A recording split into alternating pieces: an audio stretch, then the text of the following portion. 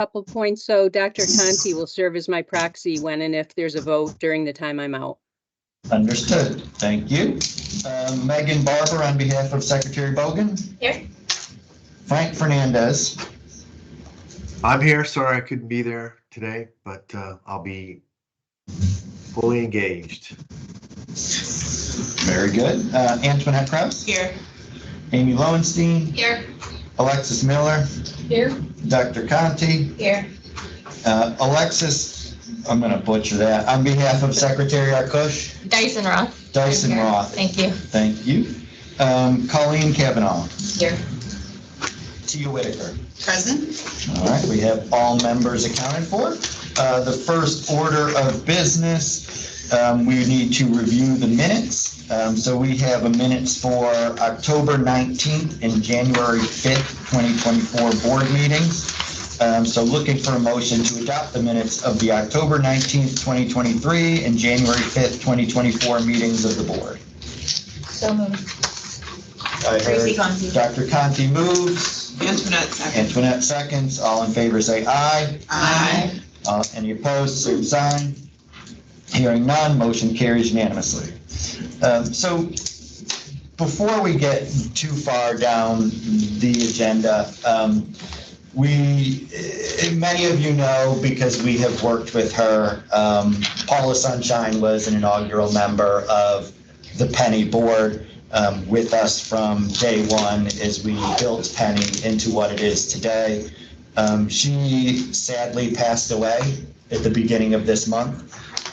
In working with Devin and the IBC team, we put together a statement to acknowledge her service.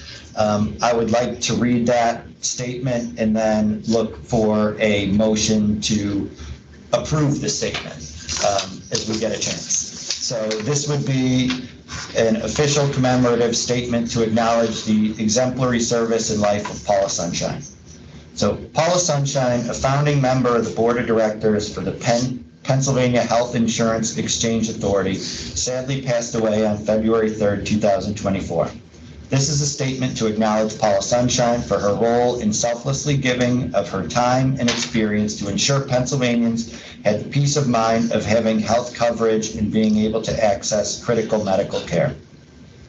Act 42 of 2019 formed the Pennsylvania Health Insurance Exchange Authority, governed by a board of directors who would be tasked with the ambitious task of establishing the founding principles upon which the new state-based marketplace, later named Pennie, would be built. As an inaugural board member, Paula will be remembered as a steadfast advocate for Pennie's mission to improve the accessibility and affordability of individual market health coverage for Pennsylvanians. She brought passion for our collective goals, asked the hard questions, and pushed all of us to do better and to do more. As Pennie celebrates record enrollment, we acknowledge Paula's significant contributions to Pennie's success, and we are grateful for her time, her guidance, and her friendship. Paula Sunshine retired from Independence Blue Cross after a long and distinguished career that included award-winning customer experience and health literacy-focused initiatives in the Philadelphia market. She was a champion for her company's response to the Affordable Care Act, implementing the new law with a zeal that demonstrated her commitment to expanding access to high-quality health insurance. On behalf of this board of directors and Pennie, we express our sincere condolences to Paula Sunshine's family and friends, and we thank Paula Sunshine for her contributions to not just Pennie, but the entire health insurance landscape of Pennsylvania. Having read that, I would look for a motion to approve the statement recognizing the contributions of Paula Sunshine. Colleen Kavanaugh. Colleen will move. I'll second. Seconded. Before I take the vote, any discussion of the statement? This is Cheryl. I would just like to say that Paula was never afraid to voice her opinion. She took on the hard issues, and I'm just shocked. I did not know. And your statement is beautiful and a good tribute to her. Thanks, Cheryl. And Devin, I imagine we can get a copy to Blue Cross and hopefully her family as well. Yes, Okay. absolutely. So having a motion and a second, now look for a vote. So all in favor say aye. Aye. Aye. Any opposed, same sign. Hearing none, motion carries unanimously, and we will deliver this to the family and to the company. Now, as I move on to the agenda, now is the time for public comment. So please note that public participation is permitted as required by the Sunshine Act. To ensure the orderly progress of today's meeting, all comments should be directed to the chair and should be limited to no more than 3 minutes in duration. Questions asked of the chair or the board as part of public comment may or may not be addressed at the meeting. So with that, I will open it up to any public comment.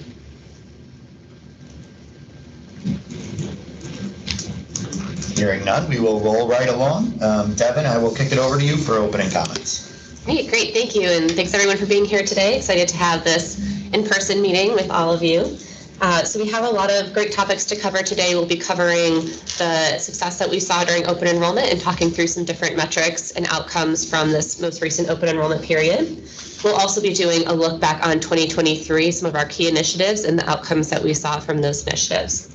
So after we've done our review of the most recent year, we'll then do our look forward to 2024, where we've outlined some revised goals and some initiatives to go along with those goals. And we'll talk through each of those. And then we also have some plan policy recommendations that we'll vote on as well. So that's the agenda for today. Before we jump in, we have the Pennie senior leadership team here. And I did want to recognize that we have a new member who's Rob Schober, the Director of Operations. So he comes to us directly from Department of Health, so thank you for letting us do him over to Pennie.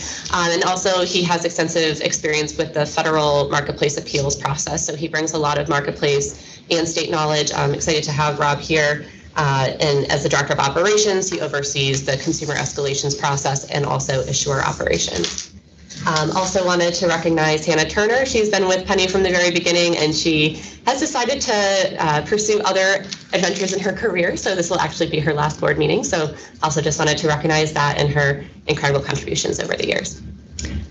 So then moving right into the agenda, as usual, we have a quick budget update and just a recap of how 2023 ended on the budget side. So to kick us off, we'll have Heather Lemon, our CFO, walk through the budget.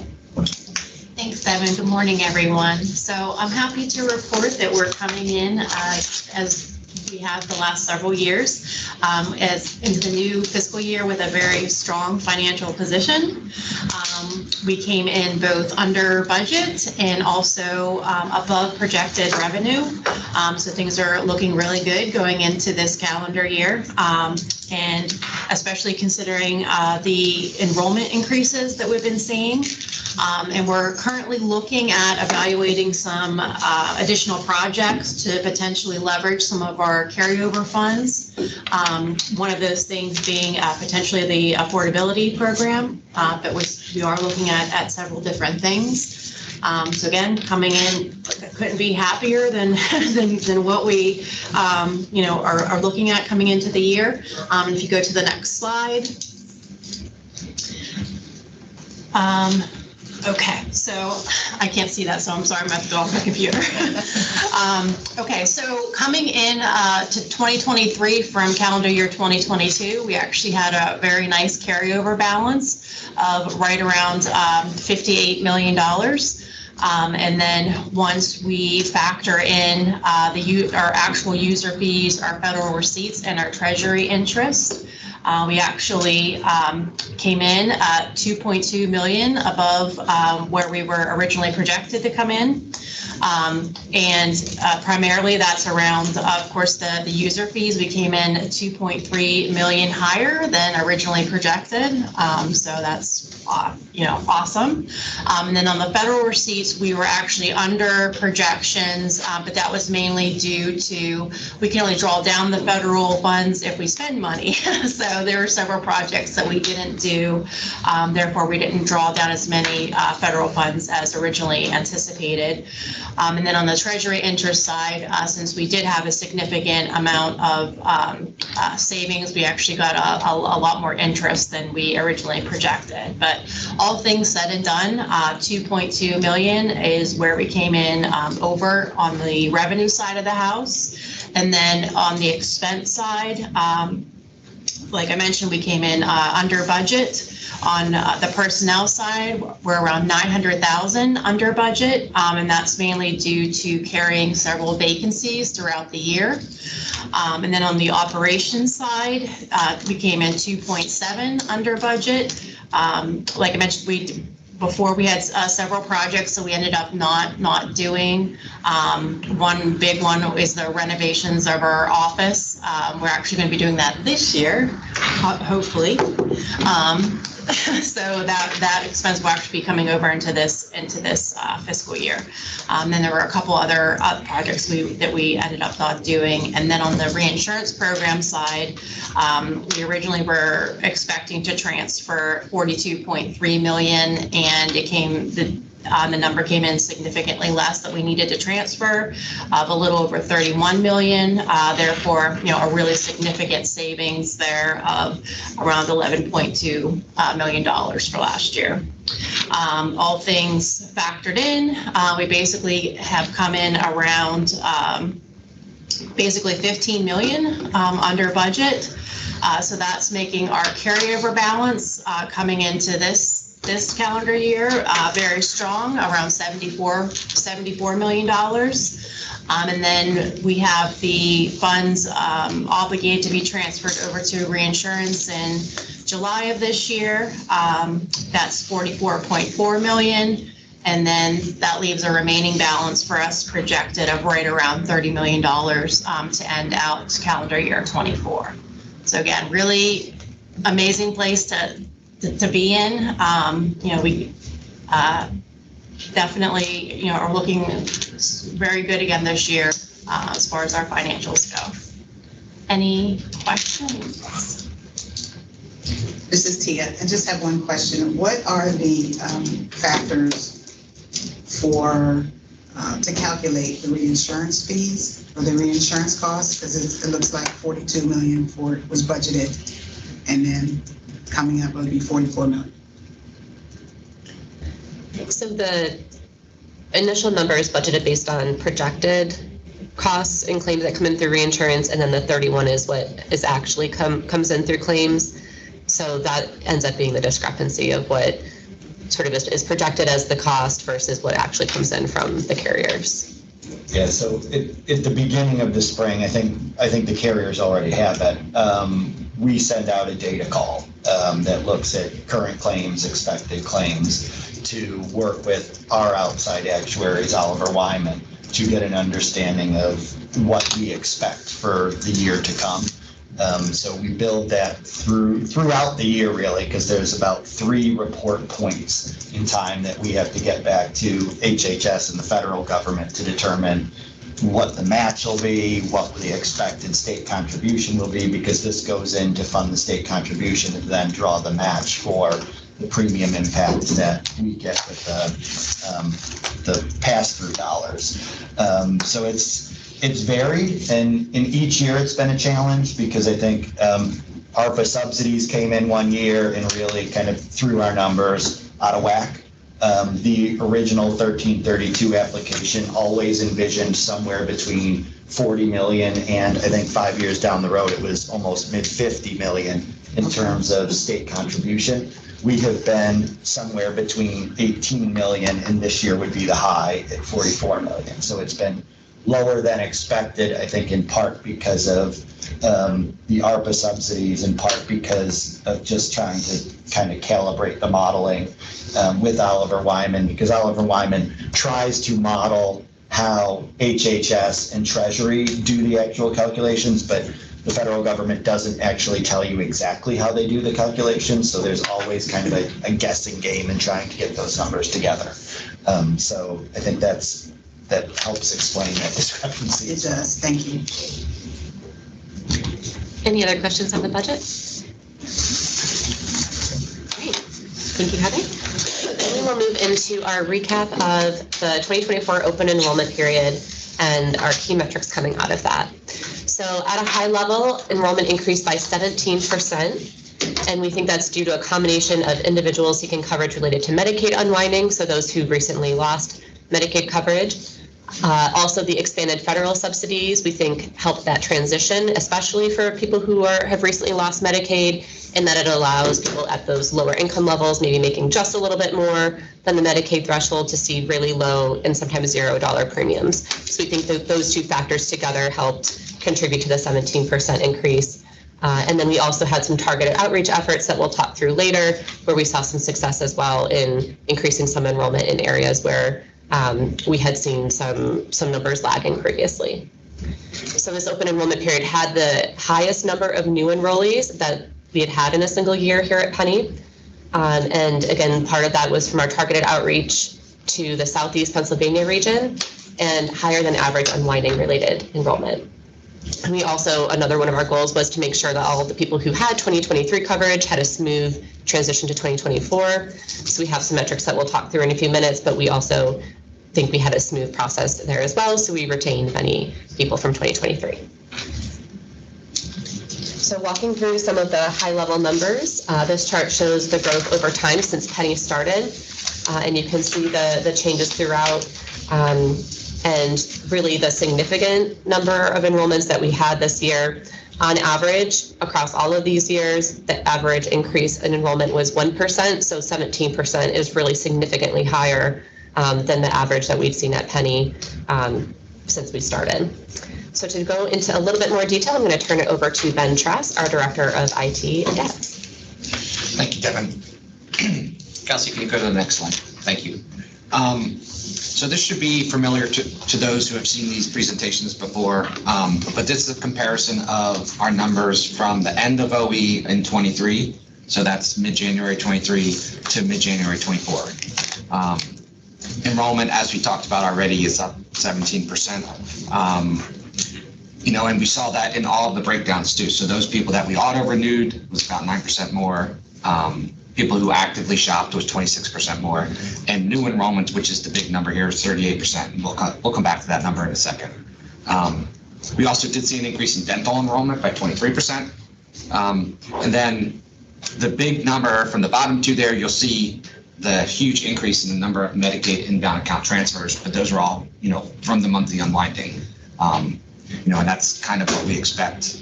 100,000 in this period, but we're over 300,000 overall throughout the entire unwinding.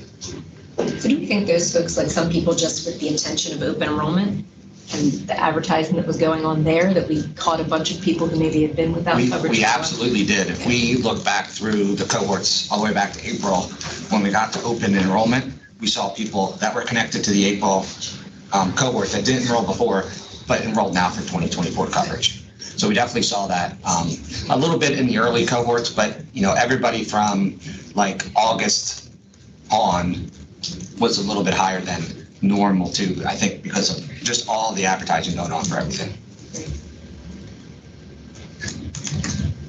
So next question, for the inbound, the Medicaid inbound, are those people actually enrolled? No, that's just the number of account transfers we got, so the number of applications that came in. Okay, so, and do you have the number somewhere of the people who did enroll? Yeah, we'll talk about it a little bit, but it's roughly 17. Where are we at now?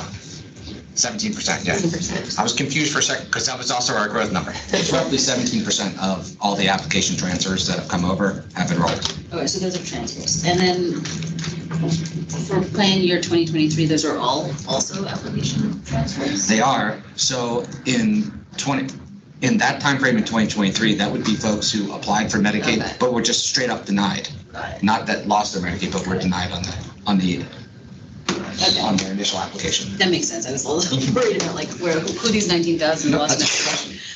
And then the outbound, Medicaid outbound, those were ones that were transferred to Medicaid. Right. So they, through the no wrongdoer policy, pardon me, they applied with us. We thought we assessed them eligible, so we sent them up. Okay. Thank you. And we think this inbound jump is probably, we're going to see it this year, and then as we get into normal operations, we're going to continue to see a high level of Medicaid inbound account transfers, probably not as high as what we've seen during the unwinding period, but we will kind of settle into a more normal operations. So that number will likely settle after this year. Thank you.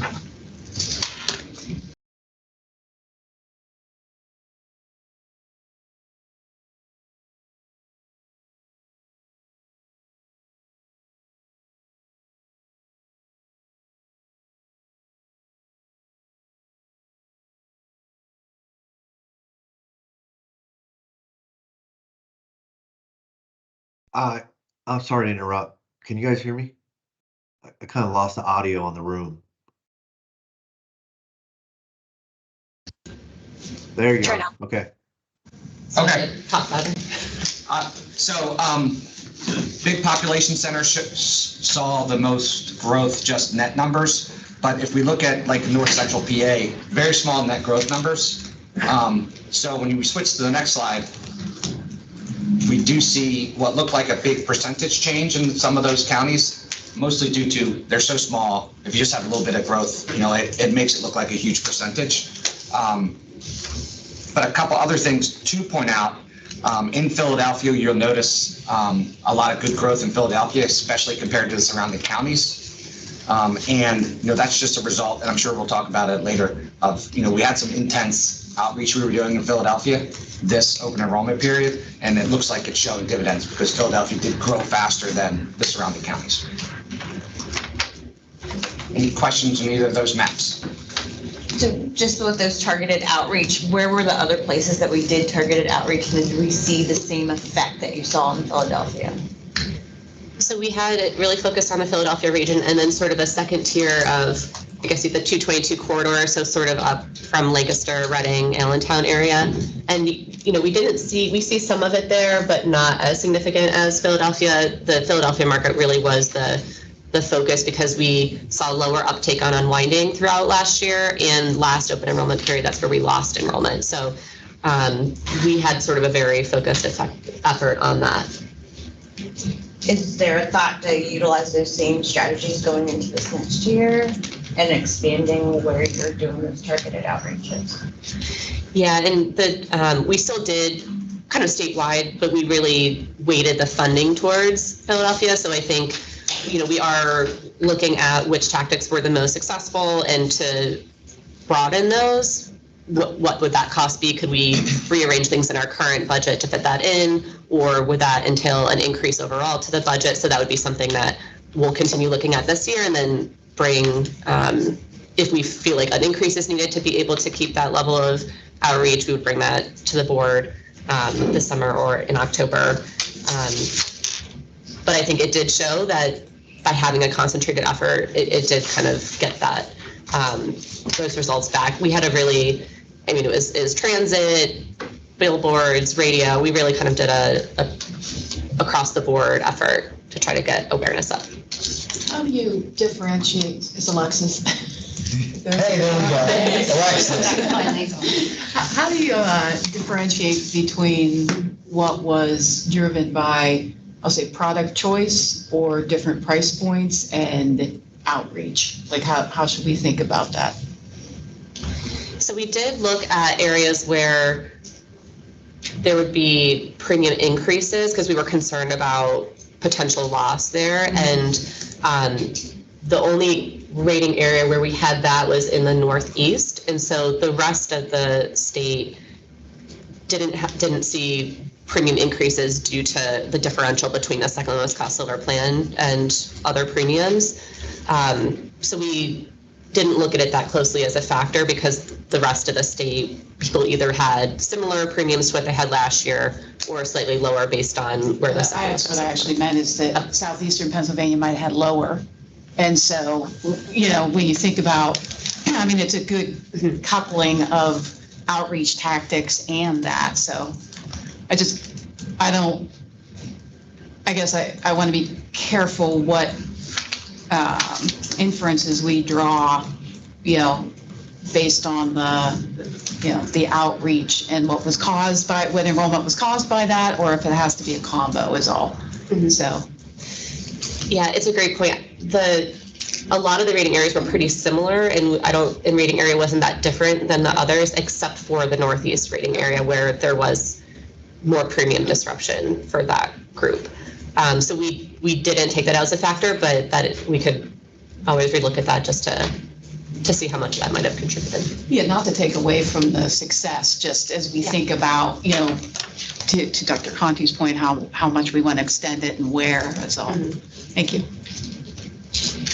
So you're saying the Philadelphia market, you thought it was a richer subsidy market this year than it was historically? Or last year? That it was similar to previous years. So in some, depending on the second lowest cost silver plan, sometimes people actually lose purchasing power. Right. And other We times, did see that in our market for some of our membership. So I guess to the point of the advertising piece, I think it was helpful because I think there was some subsidy disruption within our market, at least based on looking at our membership. So I think, Okay. from our perspective, I think there was value in that.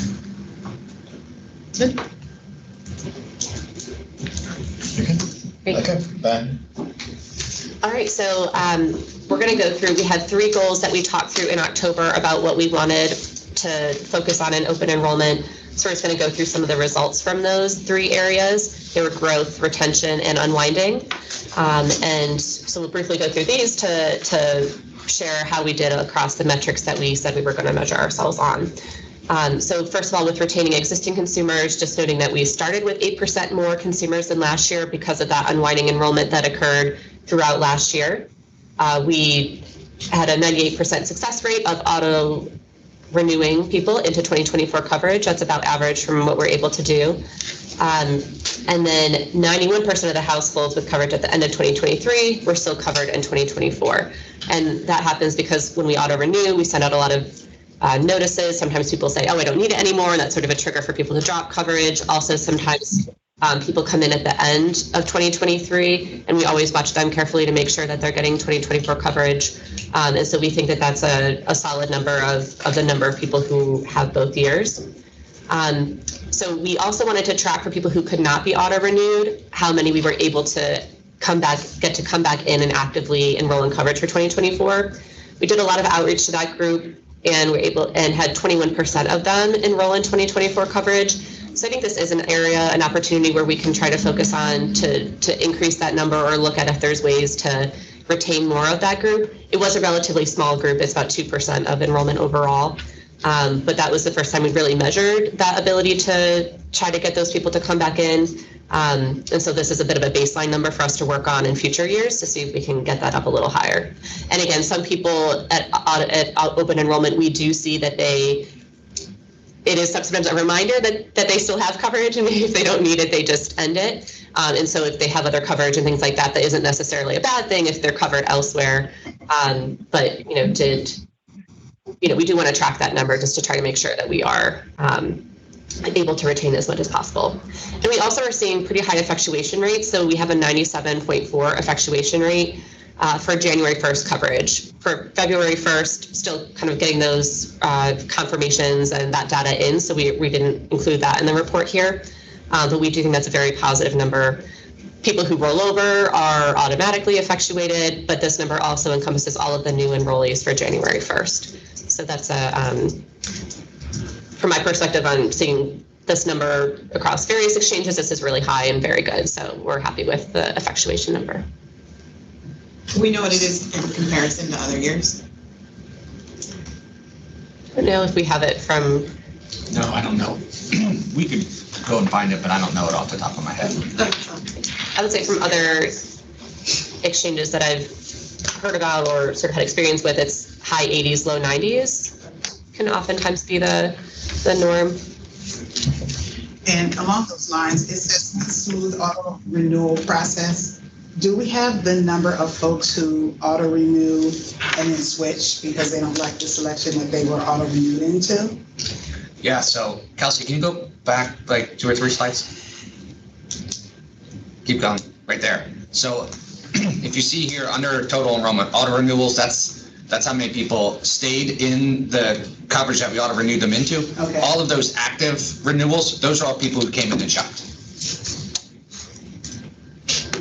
And we did see that number is higher compared to the overall growth. So I think to us that, at least to me, that says that we had more people shopping around than we did last year.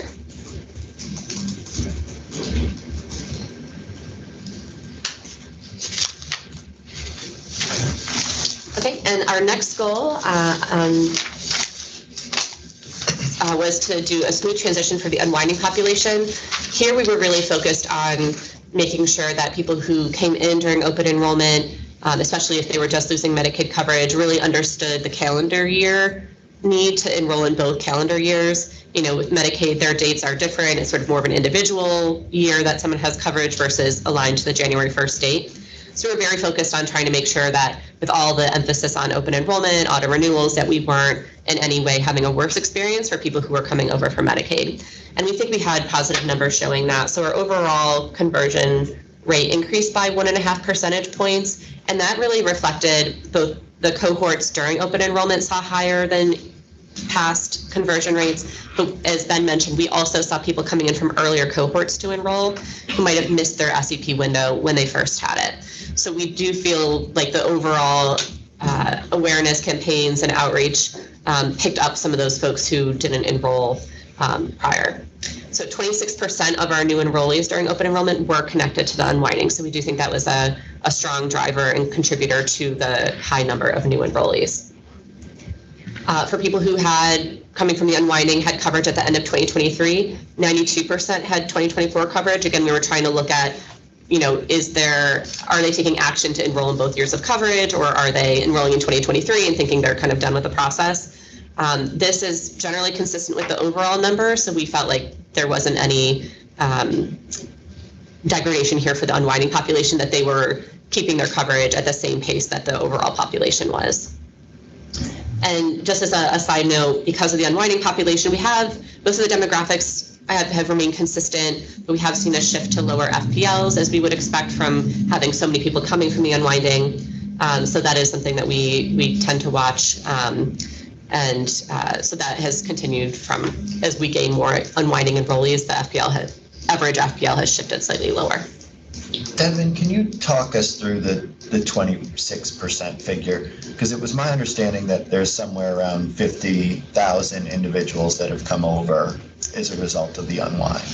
Yep, so we're currently at over 50,000, and about 30,000 of them had come in prior to open enrollment, so had come in from the April to November 1st time period. So then the other 20,000 came in during open enrollment.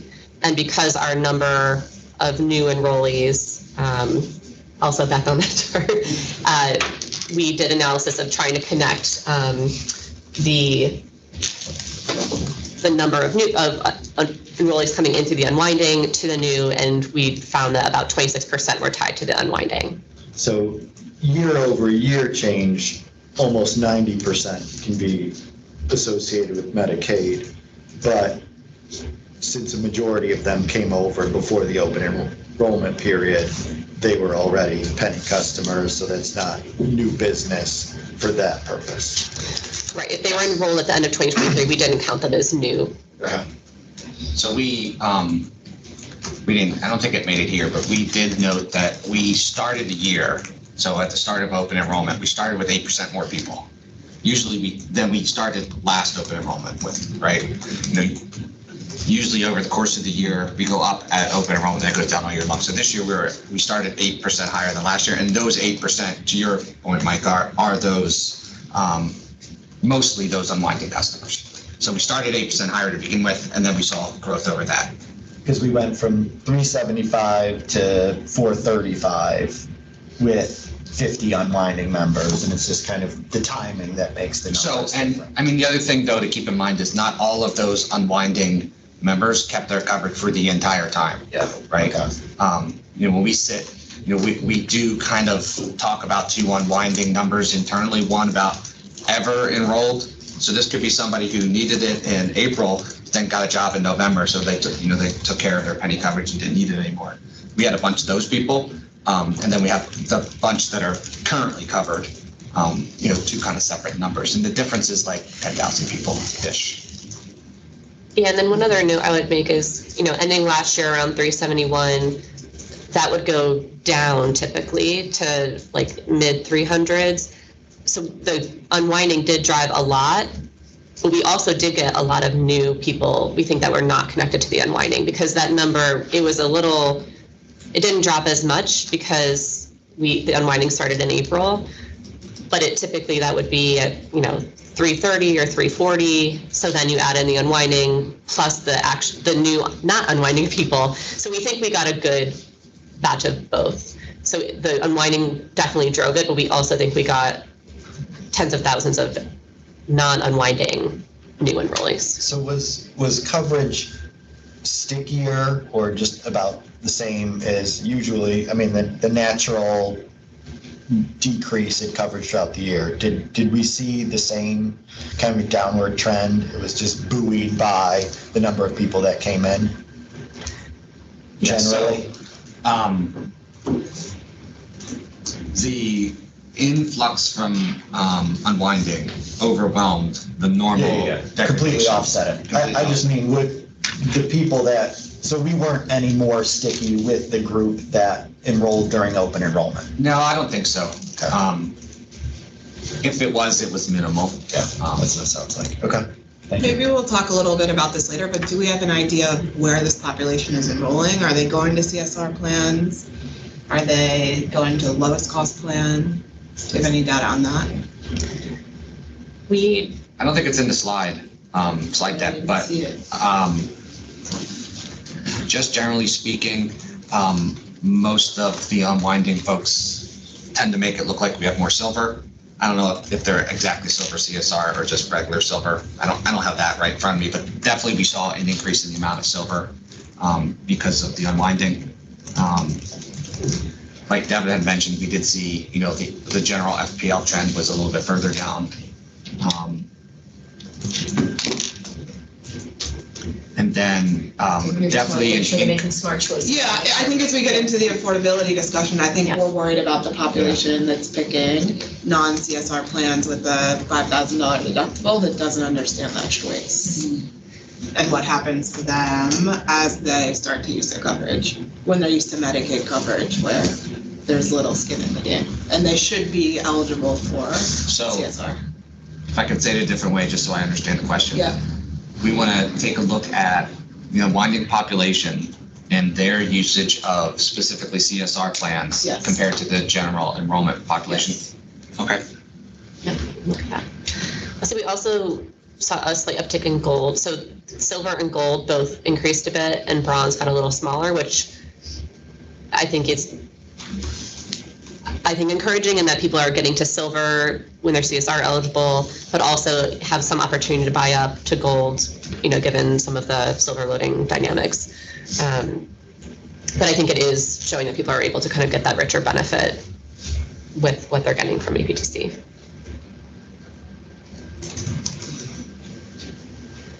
Okay, and then the last goal that we had was to focus on enrollment growth. So highlighting the metrics that we saw here, again, the 17%, and the last highest was 11% from 2021 to 2022. That was when the enhanced federal subsidies came into play, which drove that growth. And as we already discussed a bit, the year-over-year growth in Philadelphia region was 23%, and specifically the new enrollees was 40% in the Philadelphia area compared to the 36% statewide. So we, across those various metrics, did see that. And we also saw the unwinding trend of having higher conversion rate hold in Philadelphia as well. So we were encouraged that it seemed to pick up some of the lagging enrollment we had seen earlier in 2023.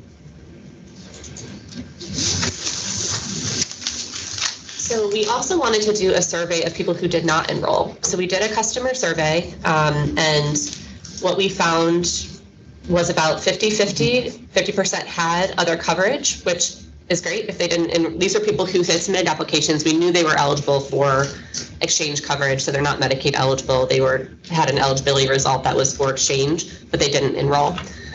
So half ended up having other coverage, so didn't focus as much on them, but that's, I think, we want to maybe try to dig into that more at some point, but maybe helps round out the picture a little bit from the unwinding of where are people, like what's happening to people who are not enrolling, because some of the people who were in this survey came over from the unwinding.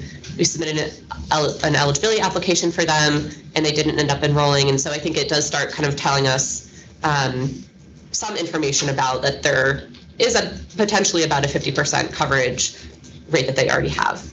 However, the other 50%, we asked about why they didn't enroll. And a lot of the answers, about 2/3 specifically mentioned cost. About 10% didn't see the value in coverage. and about 9% said they were overwhelmed with the number of plans. This was sort of a select all that applies, so that's why the percentages don't add up exactly. And then we also asked if cost kept you from enrolling, which statement best reflects why. About 50% said the monthly premium was too high. 8% said they could pay the premium but not pay to use the plan, kind of referring to out-of-pocket costs, deductibles. And again, 6% were kind of questioning the value. So to dig into the value a little bit more, on the next slide, we wanted to know what benefits of Pennie and coverage that people were aware of, because that really is part of the value proposition, right? You're paying some amount, and if you're aware of the benefits you're getting, it kind of helps,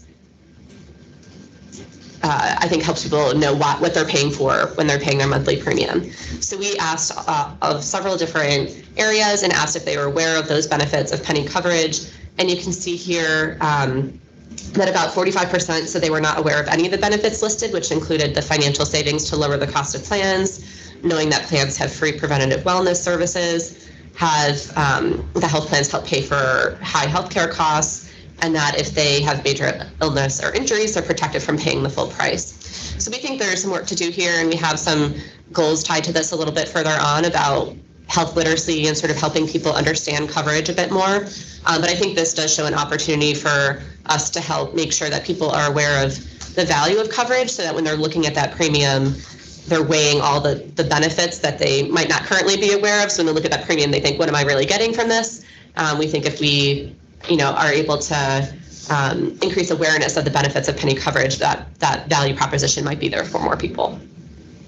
Hi, Dr. Conti. So when you asked the questions about value, did you ask about medications? And I'll follow that up with a comment. So I work at a free clinic. Oftentimes the patients are reluctant to sign up for insurance because it's more expensive, because their medications aren't covered, versus if they don't have insurance, they can do the pharma programs and get their free meds. And so that just may be something worth exploring if we haven't done that. We did not ask about that, so we can put that in as something to try to get more information on in the future. So we also did a survey of folks that we enrolled in Pennie coverage, and we asked the RX question, and 1 out of 3 people cited cost as an issue for affording prescription drugs. So it is. We did have a lot of open-ended feedback as well, where people could provide insights. So going back to that 2/3 number of people who said it was cost, and there were a couple other reasons. The other set said other and provided free-form responses. And generally those were also about cost, lack of affordability, specifically premiums, but also the out-of-pocket costs as well.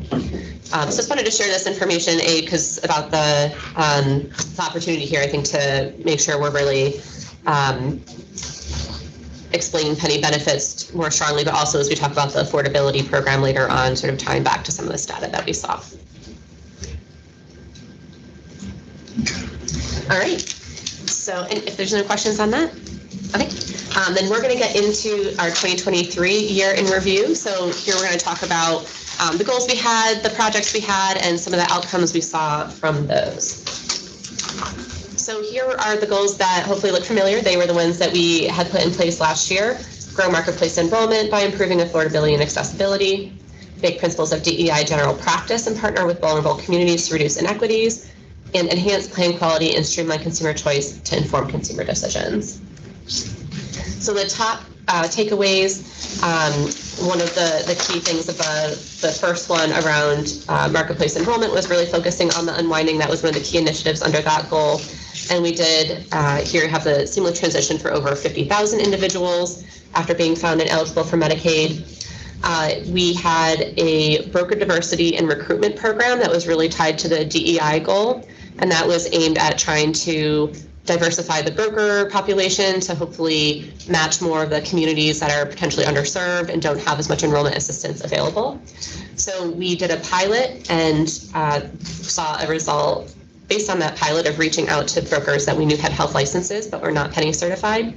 We did have a 30% increase in certified brokers in those targeted zip codes, which were also in the Philadelphia region, given our focus on Philadelphia this past year. Maybe you're going there, but what was the production of that 30%? Do you know what the enrollment increase? Can any of that be attributed to these new brokers? it was a 30% increase. The regions were pretty small, so the actual number of brokers I think was 40. Went from Still good, yeah. yeah, and they enrolled about 433 individuals. So I think for the first year that they were enrolling, I mean, I think we thought that was a solid number, but I think not enough to significantly contribute to the overall enrollment in the region, but I think kind of starting to get that engagement we thought was a solid enrollment. We also had several policies last year that we brought to the board and put in place to streamline the consumer experience. And we'll get into more specific numbers later on, but we had over 1,000 reinstatement and retro termination requests approved for consumers since implementing that in mid-2023, and we have more details on those numbers in a later slide.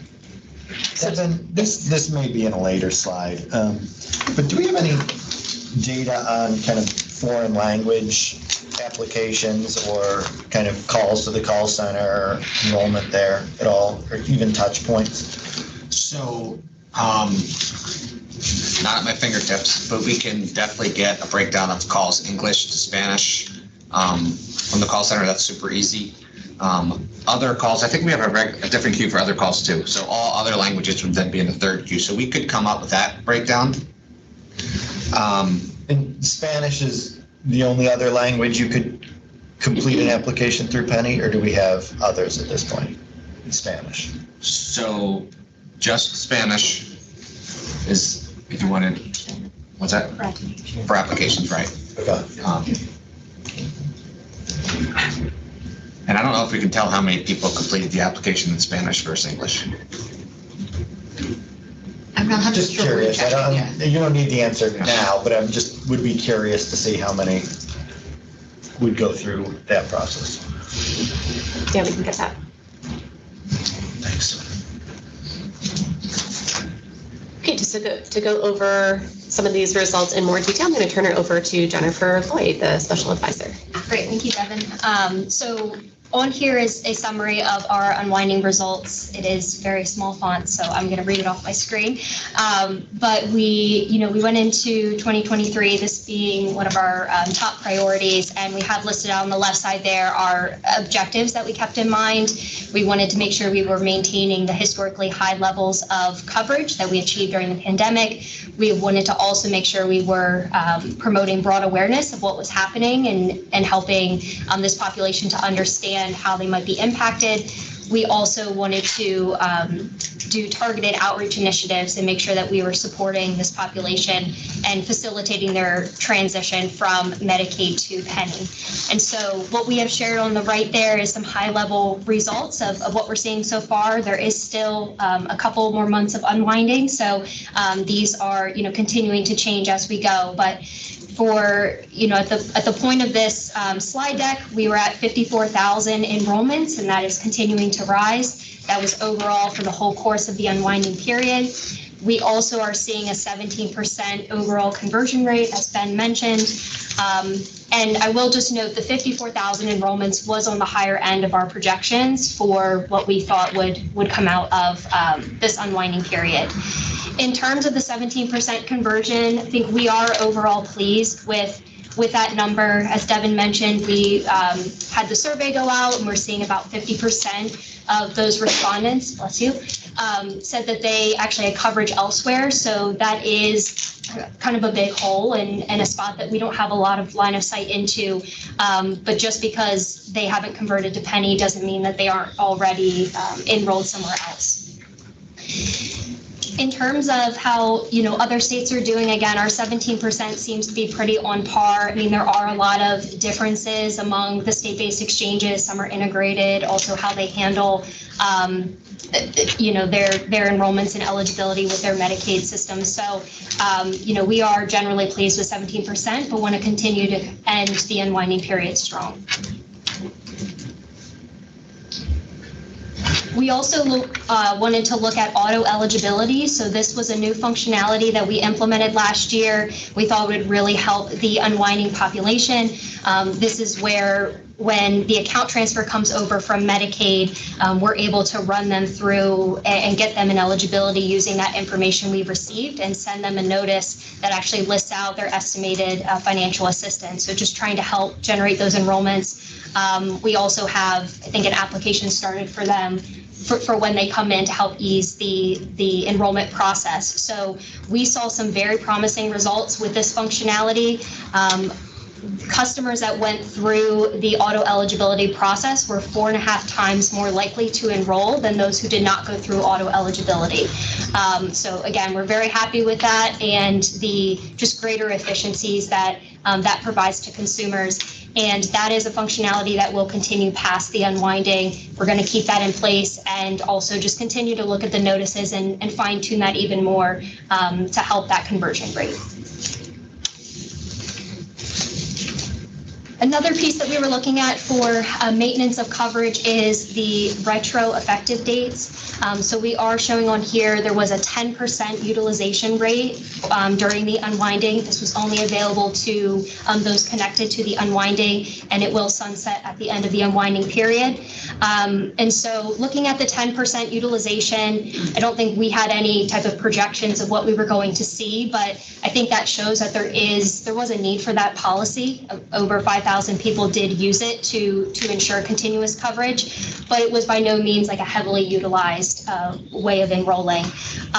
This observation that we're seeing also is corroborated with the data that we shared in October around enrollment timeframes. A lot of people are enrolling in the first couple weeks of their SEP. I think we had showed 23 days was the average time frame from when someone's SEP open to when they were enrolling. So a lot of that continuous coverage is happening because of quick action. And so that's, very positive and something that, we want to keep an eye on, but, the retroeffective date was just one piece of that, but not the largest piece. Any questions or comments on the results of maintaining continuous coverage for this population? This is Amy from PHLP. Thank you for this. I want to just clarify some of the numbers. Is the 54,000 a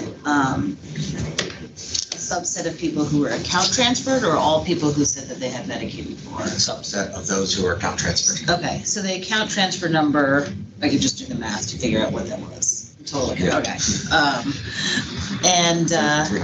Okay, thank you. I'll do it on my computer, but thank you for being good at that. Okay, I think that was my main question. Actually, I just wanted to clarify.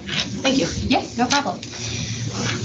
So the second objective that we were looking at was broad awareness and understanding for the impacted populations. And so the way we measured this was looking at visits to our Medicaid unwinding page at Pennie.com. We have received over 100,000 unique visits to that special page that was stood up for unwinding. It has a lot of information there for individuals that are coming over to Pennie. We also deployed a new form of outbound communications, which is texting. So we were texting this population, and we saw that drive a lot of action from our consumers. So, that contributed to page views and did lead to some enrollments as well. So definitely a really important form of outbound communication for us to have in place for the unwinding. We also looked at our open rates for emails. We did a lot of targeted email campaigns. We saw about a 50% open rate on those emails, which is double the industry standard. So very effective way of reaching this population and disseminating information. We also focused very strongly on our social media platforms and saw some pretty significant follower growth there.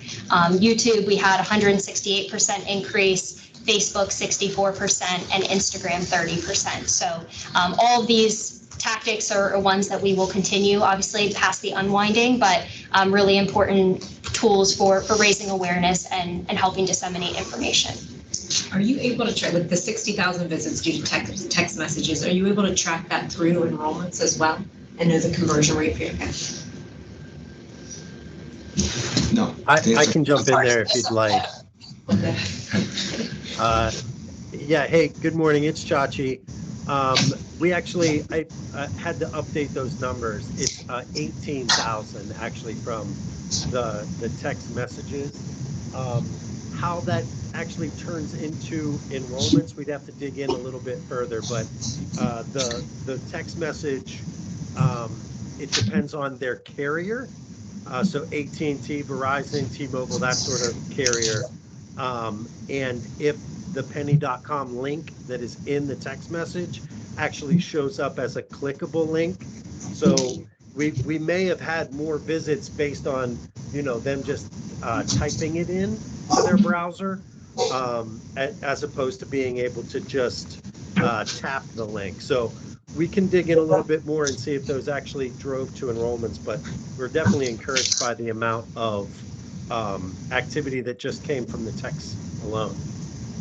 Chachi, what's 18,000? Oh, wait, the slide is different than the. Right. Okay, so that number is it. That's a little different. Yeah. I know, I was like, wow, that's the best text messaging campaign ever. 18,000 is still pretty good for text, huh? I mean, okay, thank you.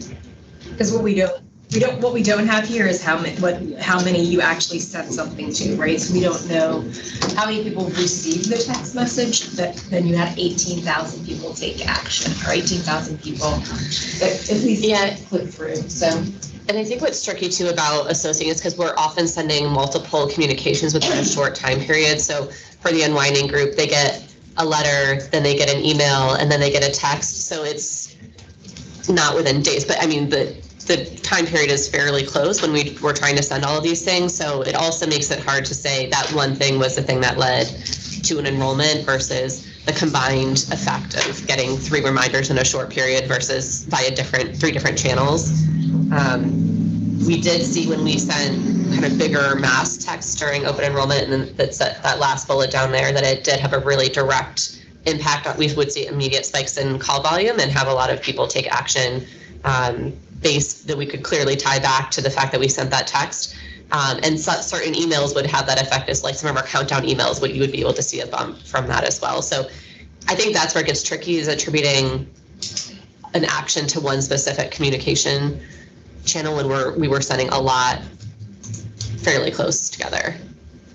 How do you, do we do anything with the text to show that we're legit in some way? Or is it like you just hope that they understand what it is? No. I mean, I get a lot of text with links in it that you get rid of. There are a couple things that we do. So all the campaigns are registered out there with all the major carriers. I don't want to say all the carriers, but at least all the major carriers, so that you don't get that alert. I don't know if you've ever seen it, possible spam. That doesn't happen at all, because we're registered with all those carriers to do that. And then we do clearly say we're from Pennie in all the messages, as much as you can in 164 characters. And we do also do the, you can reply stop if you want to stop your, not get your text messages or anything. So we try to do all the things that are suggested that you do to make your text messages look official, not spammy. But that's about the best we can do. Okay, thanks. Oh, you gotta hit the button. Button.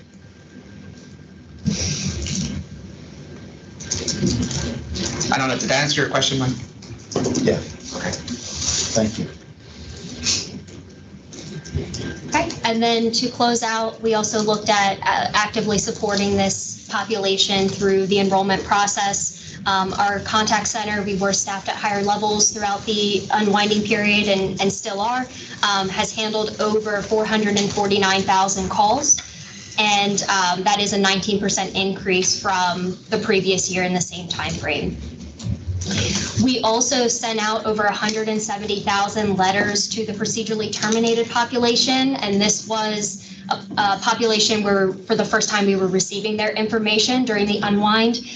So, thank you to the partners at DHS, and we've sent out a lot of letters. They're co-branded with DHS and Pennie information.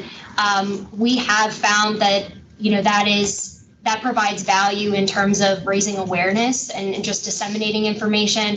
The enrollment rate that it's driving is not as high. So that is something to kind of evaluate moving forward in terms of a communication channel. Do we know what the enrollment rate is? I missed the question, I'm sorry. Do we know what the enrollment rate is for the outreach to procedurally terminated? So, procedurally terminated, we don't have like a direct connection like we do with those folks that come over via account transfers. So we could make a guess, but I don't have the guess in front of me. But I can share the guess number with you probably. But it is just a guess based on, hey, your first name and last name looks like a first name and last name of somebody that we have enrolled. So it's kind of pretty fuzzy. Yeah, I think. Which is why we try not to share it too much. I think this is a big focus of how do we find these folks, both on DHS and Pennie side. So I'm just curious. It seems like it's not the best strategy that's out there. I'm also interested in the data about the 449,000 calls. What's the average speed of answer? What were the issues that folks were calling in about? How long did it take them to get to a live person? Did they resolve it on the first phone call? Yeah, we had maintained higher staffing levels throughout the year. And so we saw really good performance as far as speed to answer for most calls. I know sometimes when it's language specific or issue escalation, sometimes those calls end up in a longer queue. So we're aware of that. But I think for the general calls that came in, for the vast majority, were answered very quickly and without hardly any waits. So we didn't really see any backup until we got to a couple days in open enrollment on the heavier days where it was both the open enrollment calls and unwinding volume. Those were the only times when we really started seeing any amount of wait time. Yeah, first call resolution is a big thing for folks when they're calling.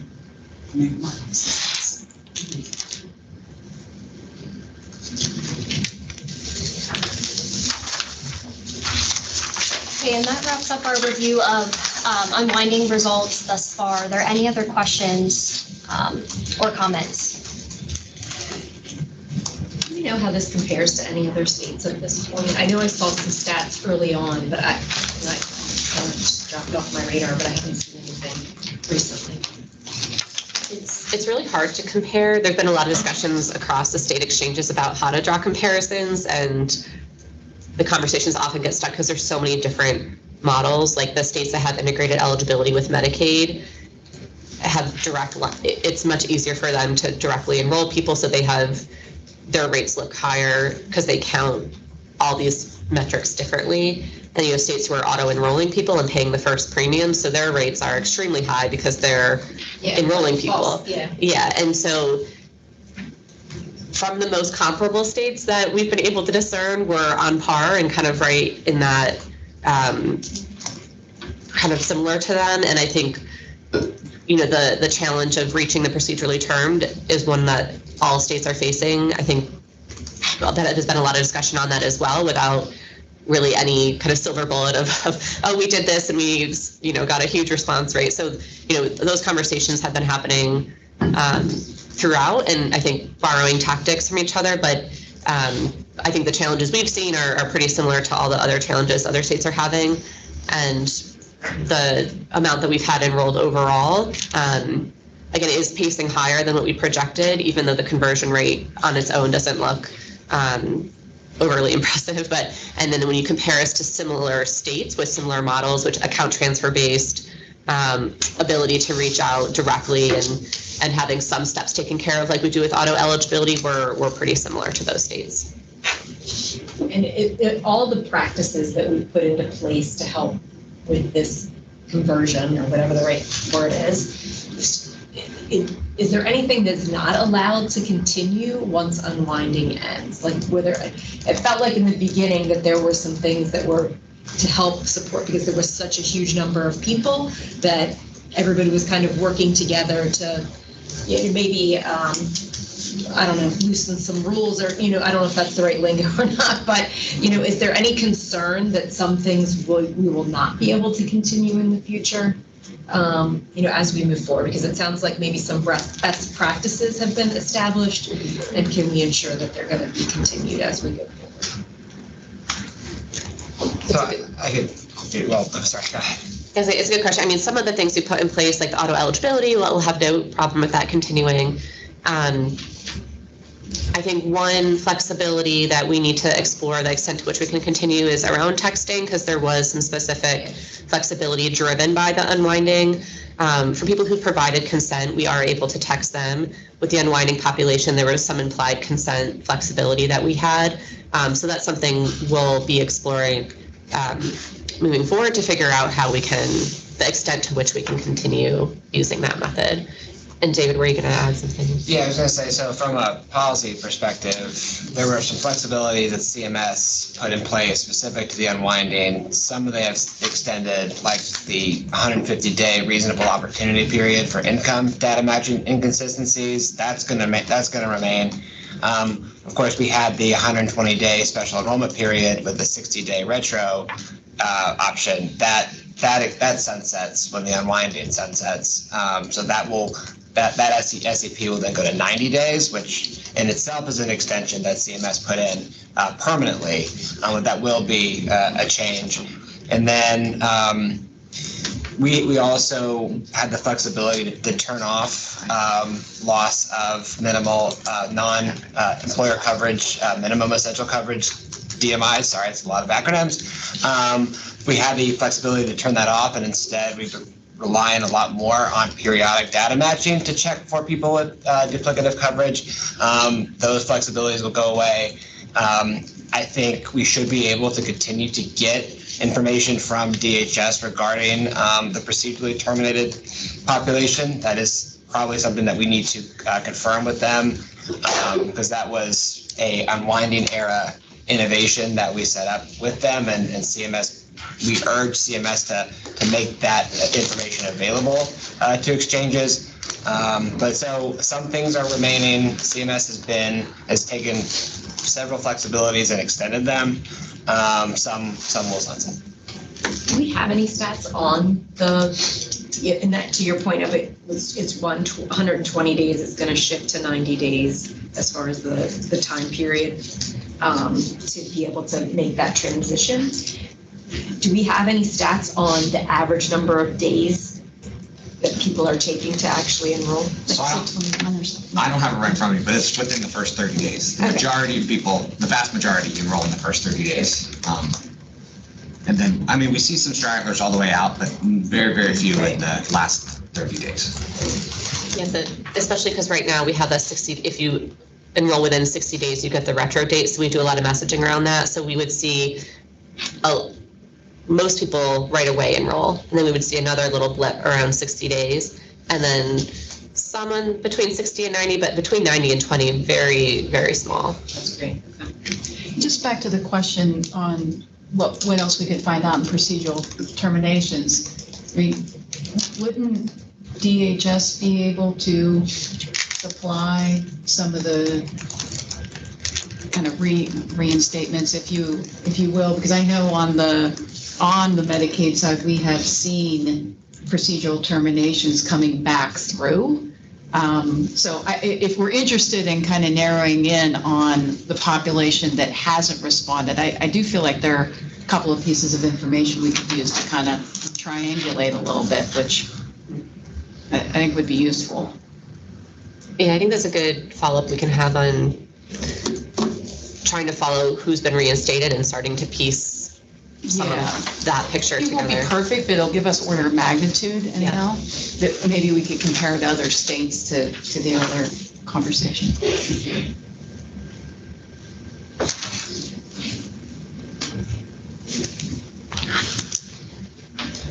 Any other discussion on unwinding?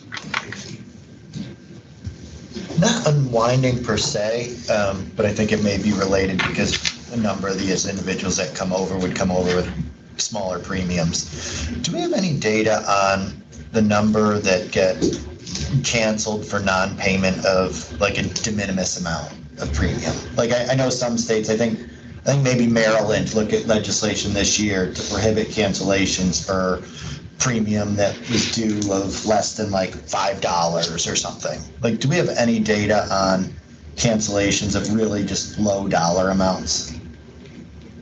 I don't think it's a study we've done before, but we have the ability. I presume it happens. We have the ability for sure to look at every non-pay term and see what that person's premium amount was. So we could pretty easily summarize it out to say, hey, people are, 5% of people are $5 or less, 25% are, 5 to 20, or whatever the numbers might be. We could pull that out. Did you start by saying not necessarily related to unwinding? Like, do you want that across the entire population or just specific for unwinding? I was curious. I made it broader, but tried to tie it to the unwinding in some way. But yeah, would be more curious generally on whether it's an issue of getting canceled for, missing premium of $275 type of thing. So we do have a policy related to binder payments. But only binder payments. So if a customer pays, I think we gave the insurers the ability to accept as little as 95% of the binder, but no less than 99%. So if someone has a de minimis amount remaining on their binder payment, they can still effectuate coverage, but they still have to make it up in future months. So we don't have anything specific for each month outside of the binder payment, but we did in terms of effectuation. And we did, specific to the unwinding population, we did at the end of last year look at if they were non-pay terming at different rates than the general population. And we didn't see a big difference, at least from the ones who'd sort of gotten through the process at that point. So again, it takes time for people to pay their binder, have a 90-day grace period. So it takes time for some of those things to show up. But at the point that we looked, we weren't seeing a huge difference between the unwinding population and the overall population.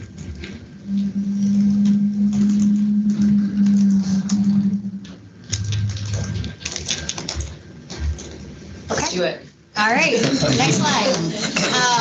So outside of unwinding, we also pursued a couple of other initiatives throughout 2023. The first was our broker recruitment effort, which Devin spoke to. We saw a 30% increase in certified brokers in the targeted zip codes that we looked at, and that resulted in 433 enrolled consumers. So I think those results are very encouraging, seeing as we only kind of launched that project mid-year last year, and we want to continue that momentum and do some future iterations with that project.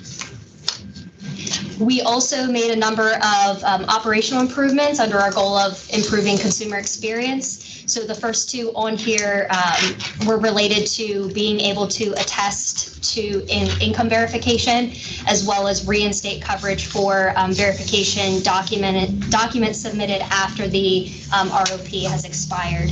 And so from these two avenues, we saw 1,300 manual attestations received and 514 reinstatement requests on average per month in the first 4.5 months of implementation. Both of these are making it easier for people to maintain coverage by more easily resolving their income DMIs and maintaining financial assistance. So these are policies that are going to continue, and we'll be looking at those results in future years. We also have listed out on here the policy that we implemented last year as well, allowing for retroactive terminations by consumers with no pharmacy claims. So what we saw here so far is an average of 741 retro term requests per month and a 75% approval rate. So that would mean 25% did have pharmacy claims, so we did not approve those. Clarification, I think it was actually 20% were denied because of pharmacy claims. The other ones were denied because it was too far out. But the majority of the ones that were denied were pharmacy, but some were for other reasons. Thank you, Hannah. So all these, as I mentioned, are driving towards improving the consumer experience, trying to help consumers maintain their coverage and just making Pennie an accessible marketplace. So these will continue and we'll monitor them for efficacy as we move forward.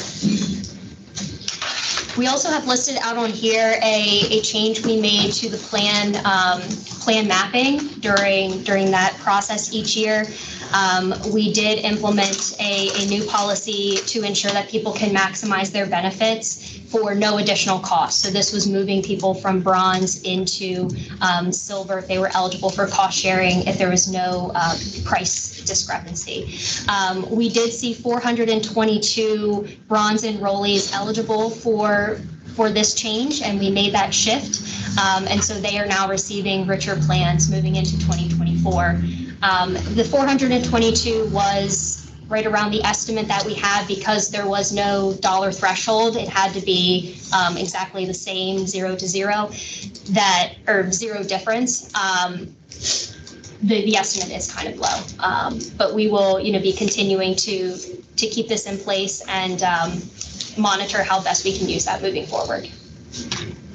So that was the full population, and all of those folks kept that plan, like nobody changed their coverage as part of their enrollment or anything like that? Oh, you mean they switch back? Yeah, I'm just curious to see. We'll have to follow up on that. Okay. Yeah. And if I recall, the vast majority of those were people who had a net zero premium. So it wasn't even like they were paying $10 and they're paying $10 again. And so they went to try to find a cheaper plan. Like almost all of them, if I recall, were not paying any premium each month. So hopefully they're not changing back to a plan with less benefits. That's going to also not cost them anything. But which also means they were leaving a lot of cost sharing reductions on the table if they were $0 premium. Any other? Curious, was there outreach to that population at all? Yeah, we did. We definitely, I don't remember, we definitely had something that we sent to the people that we switched. There was a special paragraph in their notice, and so that's sort of saying that they were in a different plan because they could get additional benefits through it. So just a notice, no outreach phone calls or? I don't know. I don't think we outreached that population. The ones that we couldn't move, that we knew were sitting in bronze, but not could be getting a cost sharing eligible plan, we did do outreach to them by email. And I think some calls, I have to check on that, but so we attempted to also reach out to the ones that we couldn't automatically move over because there might have been a difference in their premium. Could we survey that population? Because I think this is an interesting population to understand what the thinking was behind their choice. And did they understand their notice, and were they Medicaid eligible before and then switching over to coverage that they had to pay for? So yeah, on both sides. Why did they pick bronze when they're eligible for something else? Why are they not? I'm just curious about the conversion efforts for the population that you couldn't automatically make the switch. How many of them that you did outreach to ultimately moved into silver? You can check on that.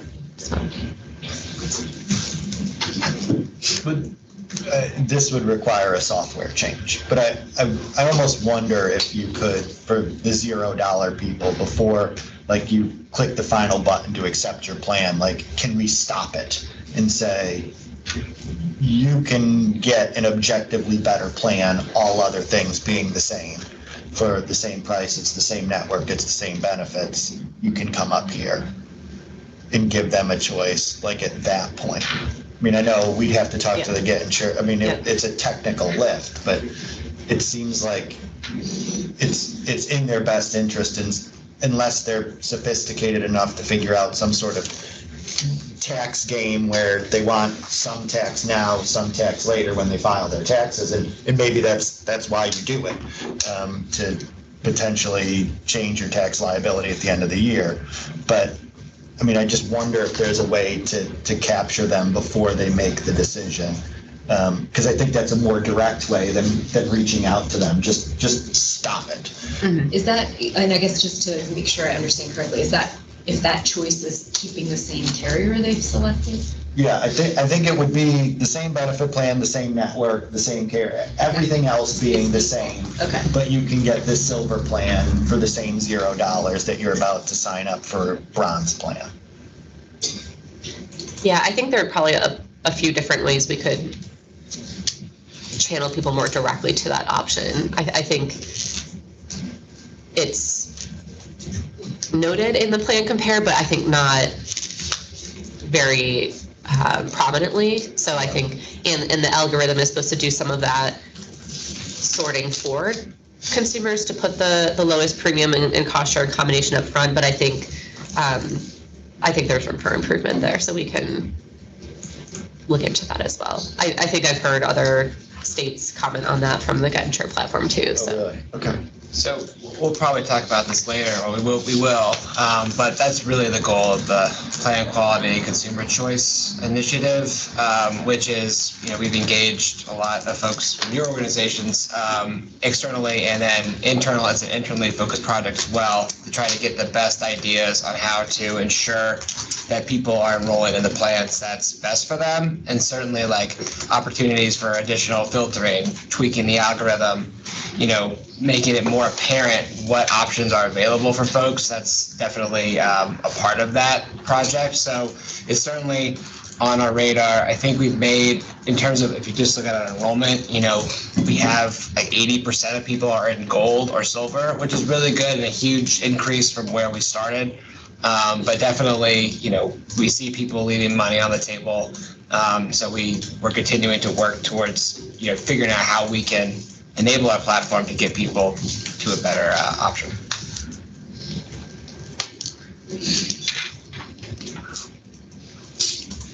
Any other discussion on that item? Okay, and the final two, we also ran our Path to Pennie program. Again, it's been in operation for 2 tax cycles now. We made some pretty significant improvements to this program going into 2023. We did have a lot of the major tax software vendors were not supporting the Rev 1882 form, which someone would need to fill out in order for us to receive their information. But in 2023, 13 out of 14 of those tax vendors did support the form, which is great in terms of broadening accessibility. We also, and that resulted in 5.5 million Pennsylvania taxpayers now having access to the form. So again, a great improvement in terms of accessibility. When looking at this as an enrollment route, it still is very underutilized. So, it's something that we want to continue to raise awareness on. We're going to be looking at our communication efforts and, again, just trying to show that this is an avenue that people can use if they miss open enrollment to be able to get into coverage. Anything you want to add? Yeah, I think so. Definitely, and getting an optional tax form on a vendor software, requires. We had to engage with them on an individual level, which was fruitful. There is one holdout, unfortunately, but anyone with over like 40,000 filers, there's only one that doesn't. Everyone else does, and some smaller ones do as well. I think where we are now is, while the form is available at TurboTax, available at H&R Block, are the tax preparers, the accountants, are they aware of the form? Are they talking to their clients about it? Are they seeing it? And so that's where we're at now, is really trying to work with tax preparers and getting them to share that this avenue is available for people who have missed out on health coverage in the past. So hopefully that starts to bear fruit. Who didn't? I was trying to be like Jackson Hewitt. Does anyone have a contact? We've reached out a lot.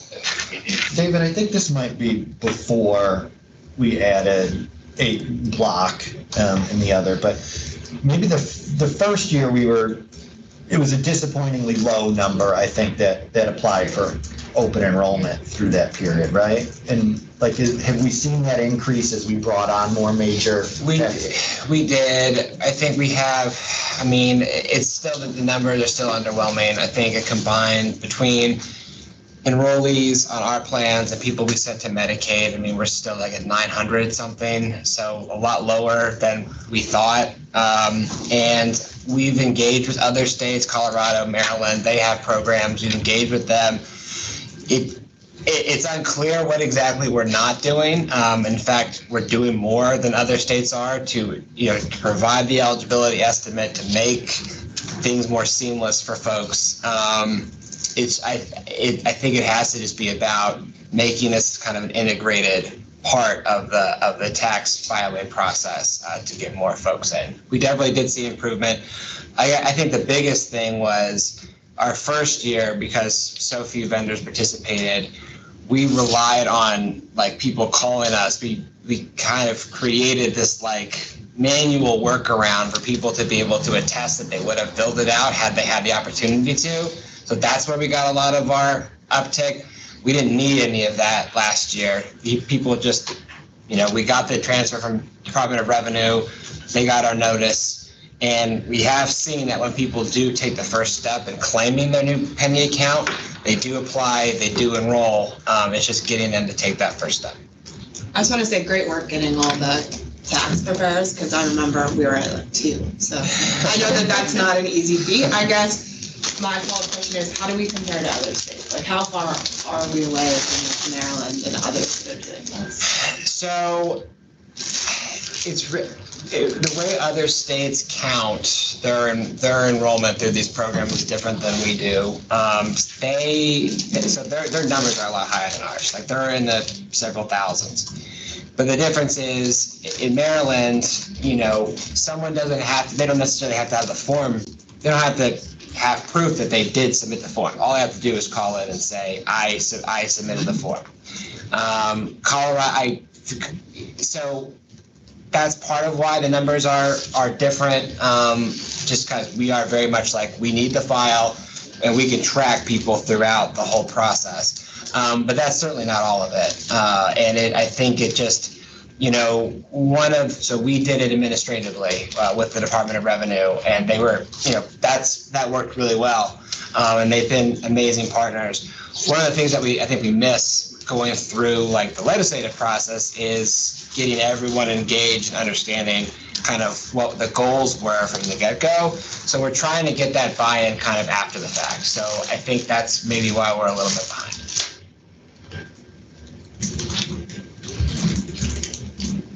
So in essence, some of the other states just have an attestation that someone has to clear. Yes, but I think it'd be misleading if I said that was it. I think they have very successful programs, and we are trying to get the enrollment numbers that they've gotten. We still have work to do.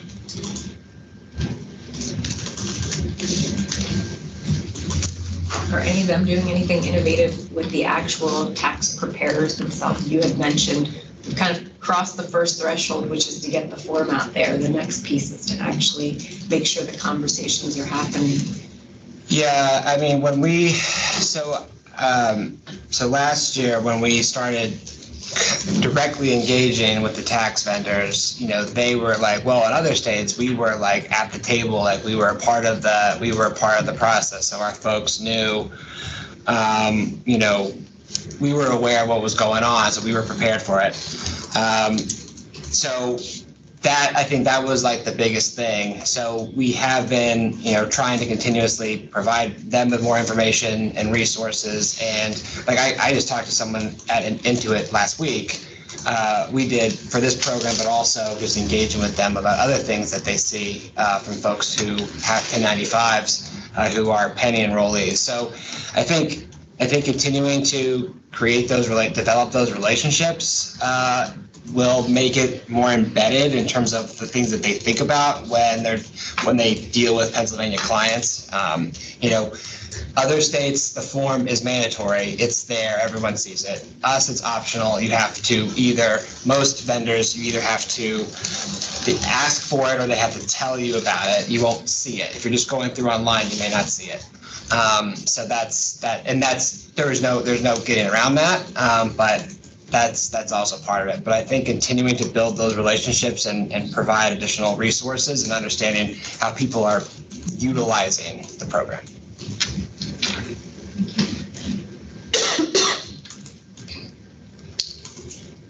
And the last item we have on here is the publishing of our first health equity data report, which was a massive effort by our policy team. So, kudos, David, to you and your team.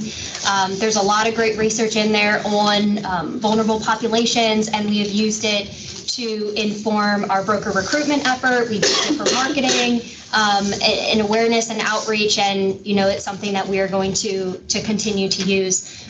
It's also published on our website. We have the link there for outside communities to also take a look at it and leverage the research that's in there. Any questions or final comments on our 2023 project results? Were you able to ask the health equity questions on the survey for those who didn't enroll by chance? I don't know if you. We didn't. No, we didn't include like demographics or things like that. Might be interesting though. Yeah. Yeah. Unrelated to this, well, are there any other questions on the 2023 results? I have a totally unrelated question. But we have time before lunch. We do. I think there are 2 board members that have been here since the beginning. And I don't know if this was ever a conversation, but I get the question sometimes. And understanding branding and everything has come into play since, but we don't have a .gov. Nobody has Pennie.gov. Does anyone know why? I think it was part of the strategy about Pennie being independent, right? Like we went Separated with Pennie, from the so it didn't government. feel government-esque. Okay, because I get feedback on both sides of that. It's like part of it is Yeah. we don't trust the government, so you shouldn't be .gov. The other side is I need the support and confidence that it is the government. Right. Huh. Okay. I was just curious. There was never a conversation about not getting Pennie.gov, but I think the whole feeling was Pennie felt very separate from the government It entity. needed to stand up on its own, separate from. Okay. Yeah, I do. I feel like we get feedback sometimes of where people think it's like too good to be true, or it sounds very similar to some of the aggressive marketing that sometimes you get from broker agencies or other types of agencies that are. Well, there were all the horror stories at the beginning of healthcare.gov. I mean, you go to the wrong one and you get 1,000 brokers calling you. Right. So, I mean, I've heard it in terms of that, of it would help kind of lend legitimacy to it as not a scam. Because a lot of what we talk about is you can get really lower costs on high quality. It sounds too good to be true until you know that it's because you're getting a tax credit that you can only get through Pennie. But a lot of people who are not Pennie and have other plans that are lower cost for other reasons are saying similar things. And so we do get the feedback that people are confused about what is the the unique aspect of Pennie, that it is like the plans are remaining high quality but lower cost because of the tax credit versus low cost because they're plans without as many benefits. So do you have, if somebody were to put .gov, to point them to .com? I just tried nothing. Yes, I mean, you should do at least that. If you I wonder if you just buy it and redirect. Yeah, I don't think there's anything wrong, right? I think that was the whole debate, right? If Pennie was the right answer for that other side of argument. So yeah, I would get it. Yeah. I would take it. Because I mean, amazing no one has. Random party can't buy it. Can you buy a .gov? It's like a random. So I assume you have to show some sort of proof that you're gov related. I would hope so. So it would have to be It would have to be from the internet. it would have to be .pa.gov. It would have to be what? .pa.gov. Pennie.pa.gov. Just like your email. Really? Well, I'm not .pa.gov. Yes, I am. Yes, I am. And we'd have to go through the state to get it. The state owns everything .pa.gov is owned by Pennsylvania. So a third party can't go get anything .pa.gov. And the other would be the federal government if it was just plain old .gov? I guess. I've never I just looked wonder into if it's it. worth looking into, Yeah, the yeah, federal yeah. government. I mean, if the ultimate goal is something, you know, positive and. But- Exactly, yeah. For sure, you can't just go get a .gov. The only extensions that you can purchase are your .coms, your .ios. To get like one that's even .org, you have to prove that you're an organization that qualifies under the rules that are set forth through the internet. Not that there are many rules, but there are a few. Same thing with like .edu. You can't get one of those unless you're a documented educational facility, right? And my thought is just somebody realizes it's through a government entity, so they're just typing .gov because that's what they think it should be. They don't realize it's .com, and then how do we just route them to the right place? Like, it's worth, I guess, looking into, right? For sure. Yeah. Sorry.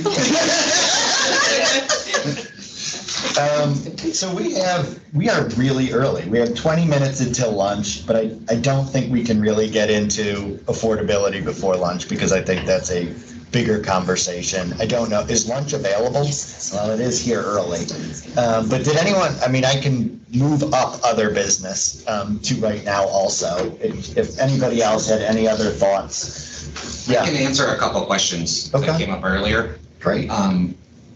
So with respect to procedurally termed, procedurally termed ever enrolled is about 12,000 people, and currently enrolled is about 9,000 people. That's 7% and 5% if you were looking for percentages. That's not nothing. No, it's significant, yeah. I thought you were going for like 1%. No. And then last year's effectuation rate was 96.2% compared to our 97.4. So similar. That's all I got. All right. Anything more, Devin?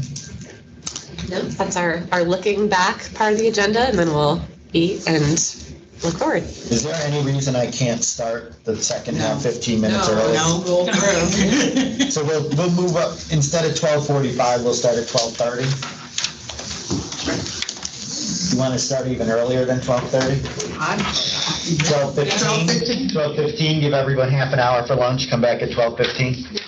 All right, we will do it. 12:15 is now the new part 2. We've never been early, ever. Somebody should text Paul. All of Paul's fault.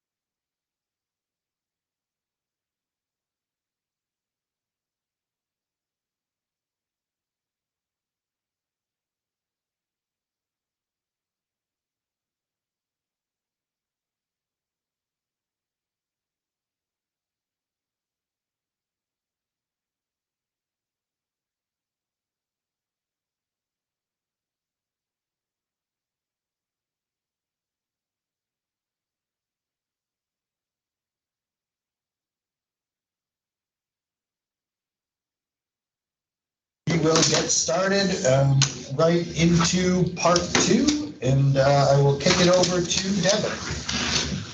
All right.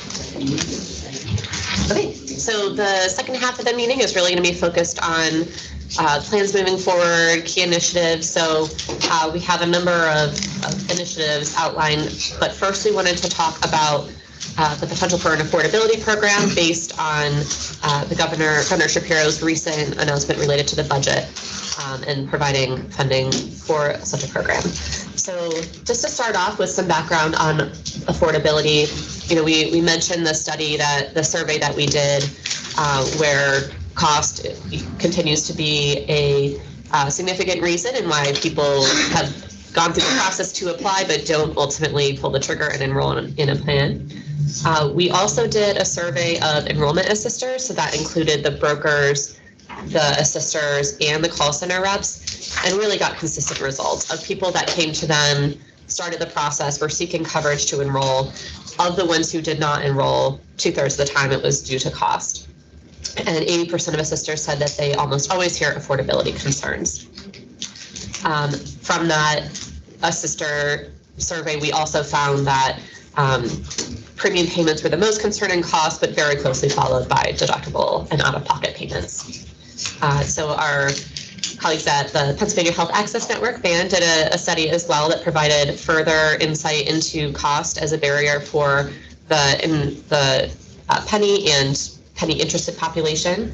And from that report, there were indications that 4 in 10 dropped health coverage due to cost, and 6 in 10 who have Pennie coverage consider it to be not affordable or barely affordable.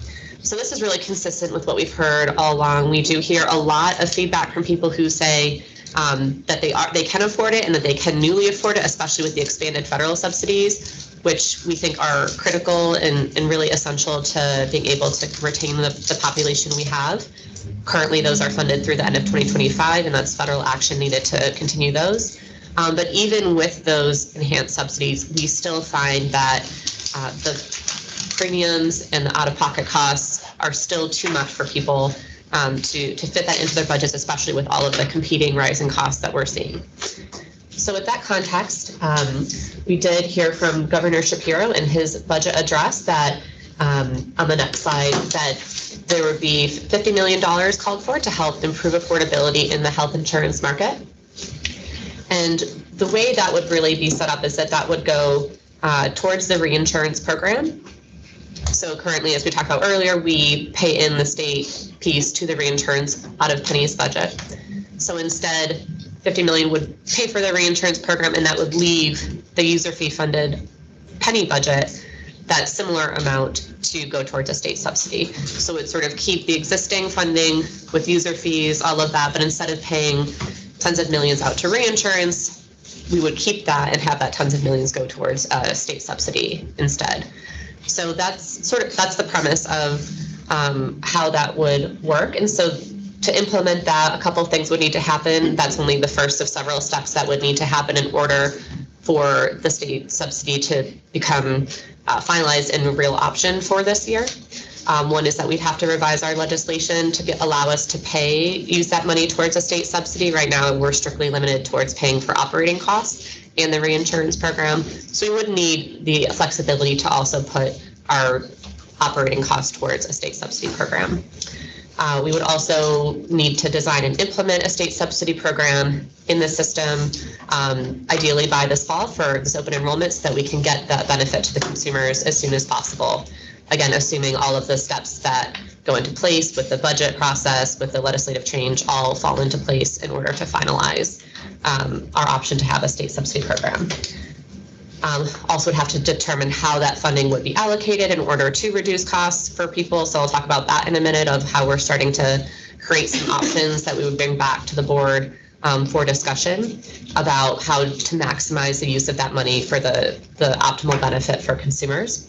And then finally, the last piece would be to be developing a marketing and communications campaign to make sure people are aware of new savings, and hopefully that would draw more people into the marketplace and help us get more people covered, which ultimately would be the goal. And just to pause it there, I think. So the idea is this was envisioned was obviously two separate programs, and we had floated last year the idea of allowing the commissioner discretion to determine if it's impacts more policyholders more significantly if we did a WRAP or financial assistance program in lieu of reinsurance. The resounding feedback, I think, from policymakers, stakeholders was we don't want to do away with reinsurance. Part of how you sold Act 42 was stability in the market through a reinsurance program. Act 42 was bipartisan. We still think the reinsurance program is really important. So as we were preparing to work with the governor's office this year on developing kind of what our thought process would be, it really was clear to us, let's try to do both. Do both in terms of actually strengthening the reinsurance program. 50 million, as you saw on earlier slides, is more than we have ever anticipated being used as the state contribution towards reinsurance. It's consistent with where the 1332 waiver application was in out years, but to date, we have not spent more than 30-something million on a yearly basis. So what the reinsurance program does is lowers cost for everyone. And that's for people on the exchange, that's for people off of the exchange. It is the entire individual market. So it's about 435,000 people on exchange, and it's still about 100,000 people off exchange, which how that stays at 100, I don't know. But it's 100,000 people off exchange. And now what that allows us to do, though, is because we are fully funded for the state contribution piece, allow, to Devin's point, let Pennie keep Pennie money to, at the board level, develop a program to impact as many policyholders as significantly as we can. The numbers that I think have been tossed around are 250,000 people. We think that you could potentially impact, recognizing that most states that have some sort of additional assistance program look to do it up to a certain FPL level, maybe 250, 300 FPL. I think we'll talk today about how conservative we need to be, particularly in this first quote-unquote pilot year, as we figure out what this could look like potentially in out years. So happy to just pause there to see if there's any questions on just the front part reinsurance mechanism that opens the second part for the conversation. Yeah. How permanent would the funding be for reinsurance? That's something that we are working on now. Right now, the proposal is to use surplus from a separate segregated special fund that PID has. So legislation would effectively direct the transfer. It's the workers' comp guarantee fund, essentially. Like we have a life and health guarantee fund, the workers' comp has their own, we run it versus it being separately run. There are sufficient assets in there to be able to transfer those assets, and we're paying back the last assessment. The last time a work comp company was assessed for purposes of the security fund was 2009. Part of the budget proposes paying that back. So that's $25 million. We would take another $50 million. That would still leave the budget or the funding level of the security fund at over $1 billion for liabilities that are less than 300 million. And would the legislation or whatever allow that to become a permanent funding source, or would it be subject to budget? That is what we're still talking. It's the way that it's drafted today wouldn't be a line item in the budget. It would just be a transfer from WICSIF as we talk about what a longer term solution could look like. And there's a number of different paths I think that could take when you're talking about the amount of money that we're looking to secure for consistency purposes, but aren't yet at a point that we kind of have a proposal that's nailed down for the out years of it. So I have a budget hearing on Monday morning, fully anticipate this being talked about for 3.5 hours on Monday morning. But I think the idea is we are trying to, we came up with a solution that I think works for everyone. It works for policyholders, it works for companies, it works for the marketplace in a big way. And while we are proposing it as a pilot, certainly want to see kind of the numbers of individuals that we're able to impact, recognizing that the conversation we had earlier it'll be harder to measure those that have a more opportunity to buy a better policy from a cost share perspective.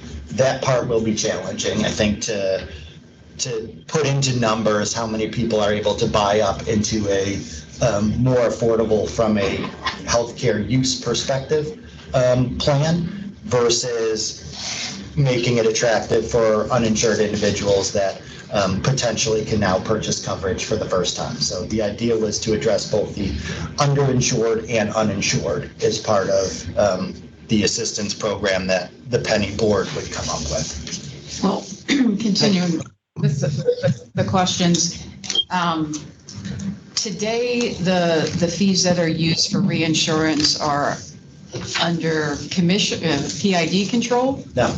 They're under Pennie. Pennie pays us when it's time to pay the companies. So every summer when the final data comes through the federal government on who owes what, PID has 3 days to draw down the federal money and then pay it out. And we ask for the Pennie money at that time once the final data comes in.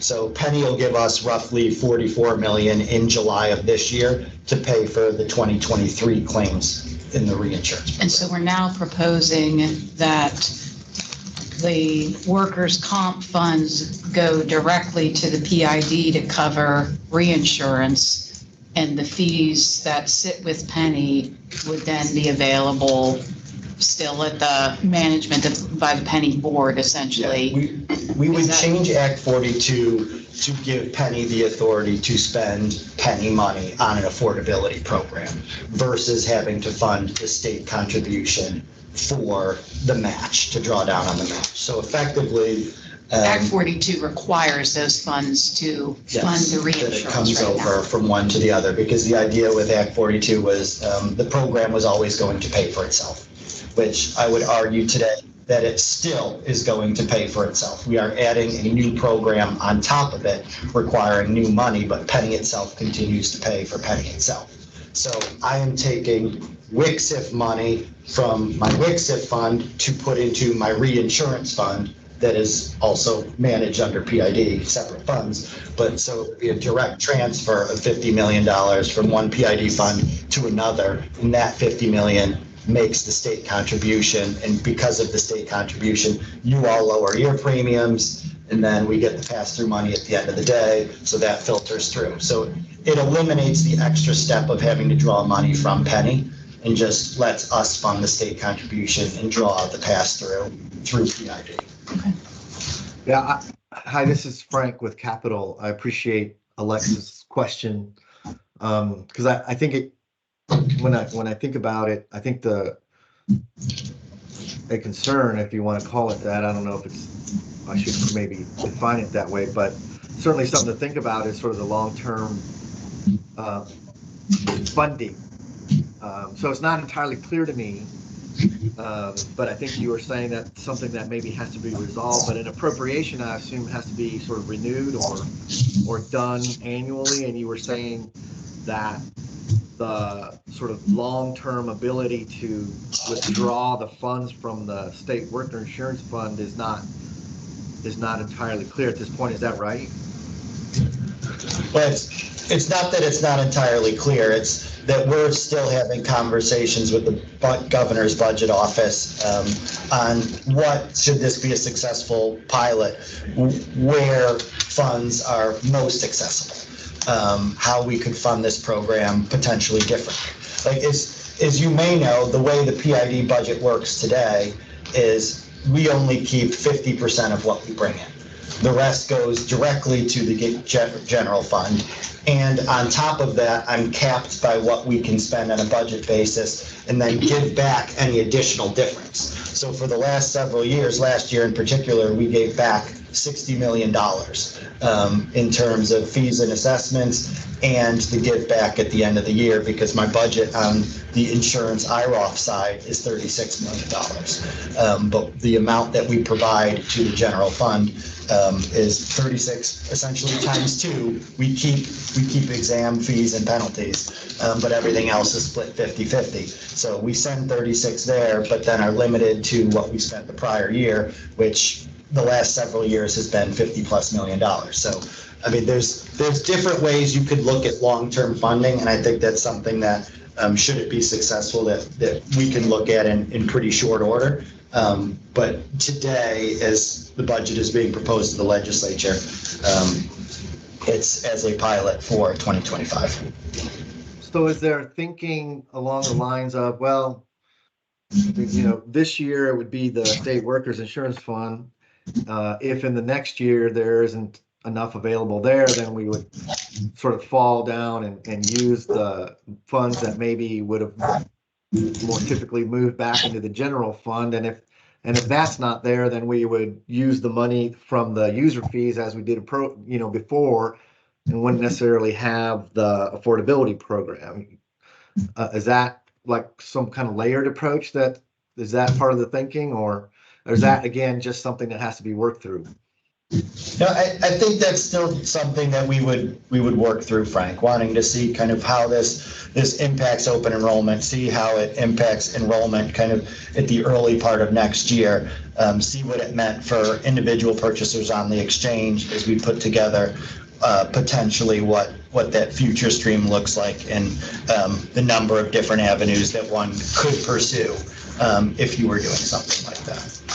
Yeah. Maybe to ask more directly, will the legislation in naming it a pilot protect the future funding of the reinsurance fee should you not be able to figure out a reinsurance program, should you not be able to figure out or agree to the permanent source? I think that's kind of the, When this was proposed last year, the modification to the act was to say that Pennie would be able to choose whether they funded for a reinsurance program or. I would choose, You would not choose, Pennie. sorry. Yeah.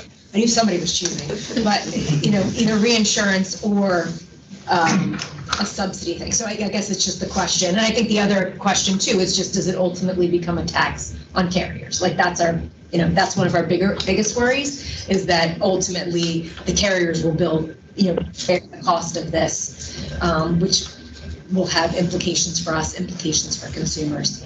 I don't know how carriers would bear the cost in any sort of funding stream absent kind of a new approach outside of even where we were thinking in the legislation. Because if carriers were required to bear the cost of both, this board would have to increase the user fee substantially. And I don't think that's something that this board would have an appetite to do. Would be the only way that you would fund it. I think both ways at a continuing level. So I don't think that's in consideration at all, because that would go the complete opposite way of what the proposal is. I mean, we're talking about the reinsurance program today. I mean, arguably, the stability it provides to the market is somewhere between 3 and 4.5% generally. I try to push it to get above 4, often because it's such a small program today. I mean, it's hard to even get it to 4, but like this last year, it was 4.5%. Funding it where we propose to fund it will give carriers substantially more. Like we'll see a 5 to 7% reinsurance impact versus the 3 to 4 to 5% impact to apply across the marketplace, potentially then driving more business to the carriers, potentially more user fee revenue kind of in the long run. But no, looking at it separate, that should a program go forward, I think you would fund them both, and you would keep a reinsurance program separate from Pennie, so Pennie could keep Pennie money and wouldn't have to be put in a position where kind of it was fluctuating year after year to see which one gets funded. I think if it's successful, you want a longer term funding mechanism that makes for a stable reinsurance program. As far as, has there been discussion on the pilot, like what the metrics would be to determine success for moving forward? Like what would be the measure? Yeah, I think part of that is what we'll talk about some today, because I think it will be hard in some ways to measure. We'll be able to measure some in terms of the uninsured that come on to get a policy, but I can't measure medical debt. And for that family that makes $40,000 that has a deductible of $8,000 today, that's not affordable. I wouldn't go to the doctor. But now if they're able to buy a plan that has a no deductible or $1,000 deductible, I mean, that's the underinsured individual that I think is harder to measure when we talk about how we measure these individuals. But it's the idea of getting more affordable plan that I can actually use, which I think is both what the fan data shows, what the Pennie data shows, is that not only are people walking away from Pennie because the premiums are too high, they don't see a cost-benefit analysis, they are concerned about the out-of-pocket cost. And I think that's something that the program taken together with the reinsurance program could really address. So how we measure that, I think might be a challenge. But I think because obviously you couldn't, year over year medical debt, you're not going to be able to measure. But I mean, we could, I think, potentially measure the number of individuals at different deductible levels after you bring something like that. Which should also bring new people to the market. I mean, per the survey, right? Sure. So, I mean, there are a couple of hard facts we could probably get. Yeah. Retention rates, like just even. Yeah. Drop off throughout the year. You might hope that you'd have less churn throughout, right? Yeah. Maybe that's what you meant. I don't know if you meant year over year or throughout the year, but. And it could bring some of the 100,000 off exchange on exchange. That was the other piece of. I hear that's an important. The initial legislation last year that I was talking about was requiring people to at least make a consumer aware of Pennie before they enrolled off exchange. Nobody liked that either. But I mean, they're pretty sticky on that 100,000 lives off exchange. And I mean, sometimes you can get a cheaper plan off the exchange. I mean, no question, but you're doing it without any financial assistance. So there's certainly, it's hard to see that there's 100,000 individuals off the exchange that couldn't benefit from some of the subsidies should they have come on exchange. But this kind of gives additional benefit to those that do come on exchange, obviously. So I think it'd be looking at both. And I would just say with unwinding, wrapping up, we know the uninsured rate's gonna go up. So could we use this as a tool to get people that walked away into Pennie? I think it's an important moment, 2025, to get those folks in and use this as a tool.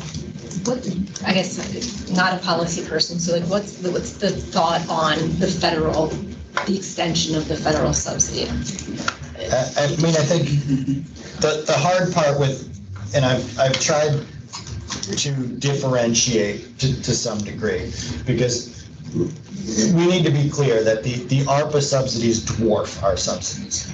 If the ARPA subsidy goes away and people have to pay upwards of $1,200 more on a yearly basis, the subsidy that we would be able to come up with for $40-something million a year is not going to offset that cost. ARPA subsidies need to be extended. It'll be one of the commissioner's talking points when we do a fly-in. I'm sure it'll be the exchange director's talking points when they go to Congress. It should be the company's talking points when they have fly-ins at Congress, because the data that Pennie has shared in the past, I mean, it's sizable. I think ranges from several $100s to, for some reason, I think the highest was maybe $2,700, $3,700, somewhere in that range of additional subsidy just for ARPA. So if that goes away, I mean, moving someone's premium from $28 to $6 through our program, I mean, it's it's going to be dwarfed in the uninsured numbers. I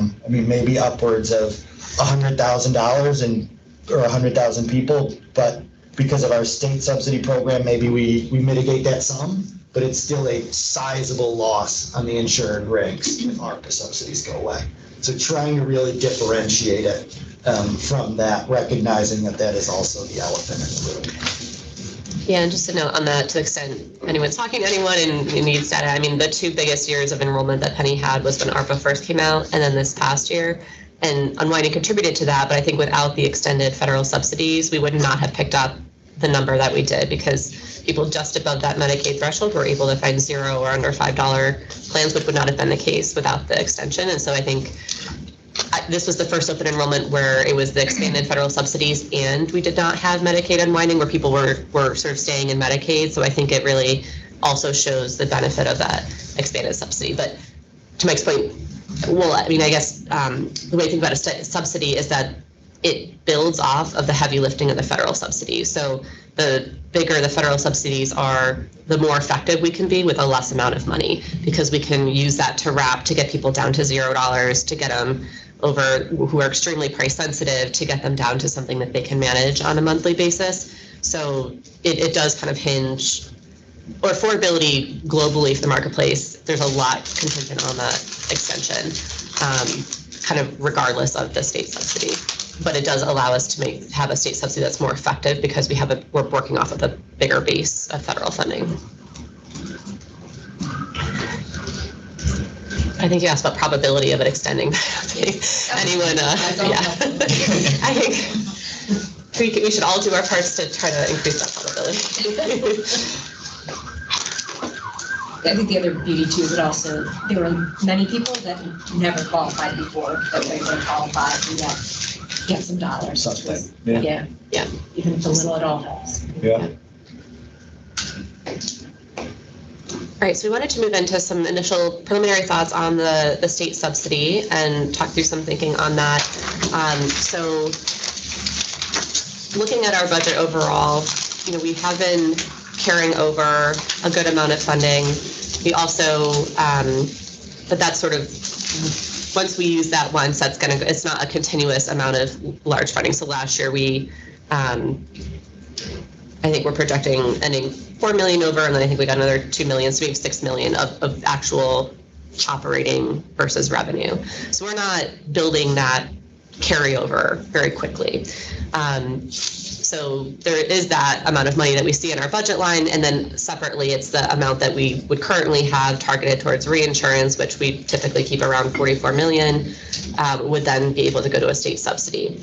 So what we're looking at doing is modeling options at a $40 million funding level, and that would allow us to have some contingency so that if enrollment increased more than expected or there is some dynamic with premiums that caused us to spend more than expected, we have a cushion. And so we'll also come back with more of a plan of here's what a contingency would look like using some of the carryover funds and also some amount of expected funding. And then that would allow, at least at this point, we're assuming about $40 million for money to actually go to reduce premiums. And that could increase in the future if we get a year or two under our belt and we get a better understanding of how the premiums are being reduced and what the costs are and how much variability there is. We could, potentially inch that up a little bit if we think we have, too much in contingency and we can put more dollars to use on people's premiums. I will say, so when I was the director of the Get Cover New Jersey exchange, we did implement a state subsidy the year we launched. And so we did see a couple of years of that. And there is some variability, as you see, similar to second lowest cost silver plan, where it increases people's purchasing power. When you add a state subsidy on top of that, there are sometimes unexpected variations in that as well. So it's just something to keep an eye on, to have like a reserve fund in case the state subsidy goes over projections in some year. We have some amount to continue paying that out. How was the Jersey state subsidy funded? It was through a separate tax. Yes. It was a much larger amount, and it was through a separate tax. I think that's where the concern is, right? Like, I guess if ultimately that we get there, that's. Yeah, and I mean, I think that hasn't really been a part of the discussion, sort of having a separate tax at this point. So with a $40 million funding level, that isn't something that we could spread across an entire population and have be meaningful. So it means we have to kind of target it at some subset of enrollees in order to make it meaningful enough per person of a subsidy. So from the data, the health equity report we saw, we do see that most people who are uninsured still tend to be at the lowest income levels, which makes sense. They're the most price sensitive and less likely to have it through their employer. And that is where, so what the initial modeling that we have started to look at from the actuarial firm is sort of what, with an assumed bucket of $40 million, up to what FPL level could we go to make that still meaningful, but still getting to the most people. Because if you spread that out too much, it becomes not, $5 a month isn't going to move many people on the needle, but maybe $30, $40 a month will. So kind of looking at that dynamic. And so the idea would be that we would develop a couple of different models that look at couple different variations of FPL ranges, generosity of the subsidy, and then sort of bring that to this group to look at and evaluate which one seems the strongest to move forward with. And so the idea would be to focus on those lower income levels because that's where the most uninsured are, and because they're the most price sensitive, it's where relatively small dollars can make a difference in enrollment. If you look at higher incomes, because there's less federal APTC, you have to spend much more to make up a difference for someone to get someone from say 400 to 200 versus 50 to 10. And then the other thing to keep in mind too is that, since we can't just apply it to only new people who come in, it would be a subsidy that would be available to existing enrollees as well. And for them, it serves as sort of indirect cost sharing. So cost sharing subsidy. So what we saw is most people care about premiums as the biggest barrier, but people are also concerned about cost sharing.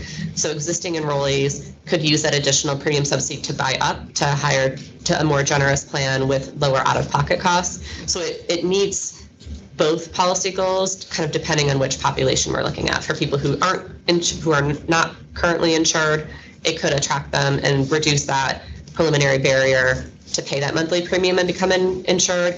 And for existing enrollees, it could allow them to buy up and help relieve some of that out-of-pocket cost as well.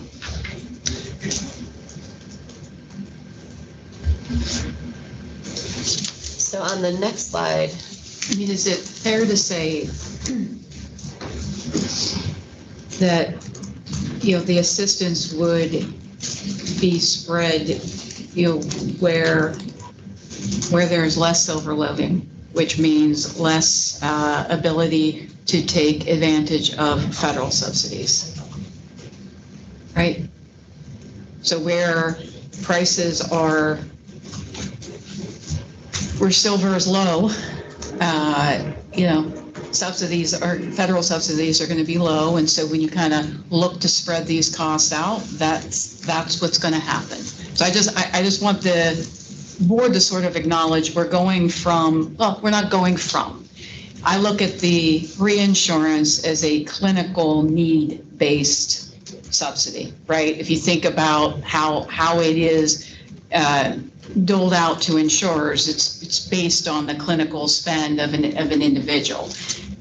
Transferring to an income-based subsidy that is going to be driven off of the premium level that they're paying. I just want everybody to understand how funds will be shifted.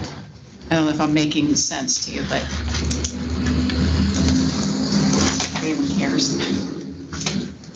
But won't the insurer still get reinsurance? It's just not insurance. There's still reinsurance, There's no shift. It's a new program. No, it doesn't shift. And you're getting more than you get today to fund Assuming high cost individuals. Yeah, let's set aside that fact. I'm just saying the way that this program will work kind of normalizes for differences in silver loading by rating region. And so I do go back to why aren't we taking more advantage of federal subsidies? So you could do even more with the state subsidy if you were taking advantage of federal subsidies, meaning silver loading. Right? No? Sure, hold on. So Because, well, go ahead.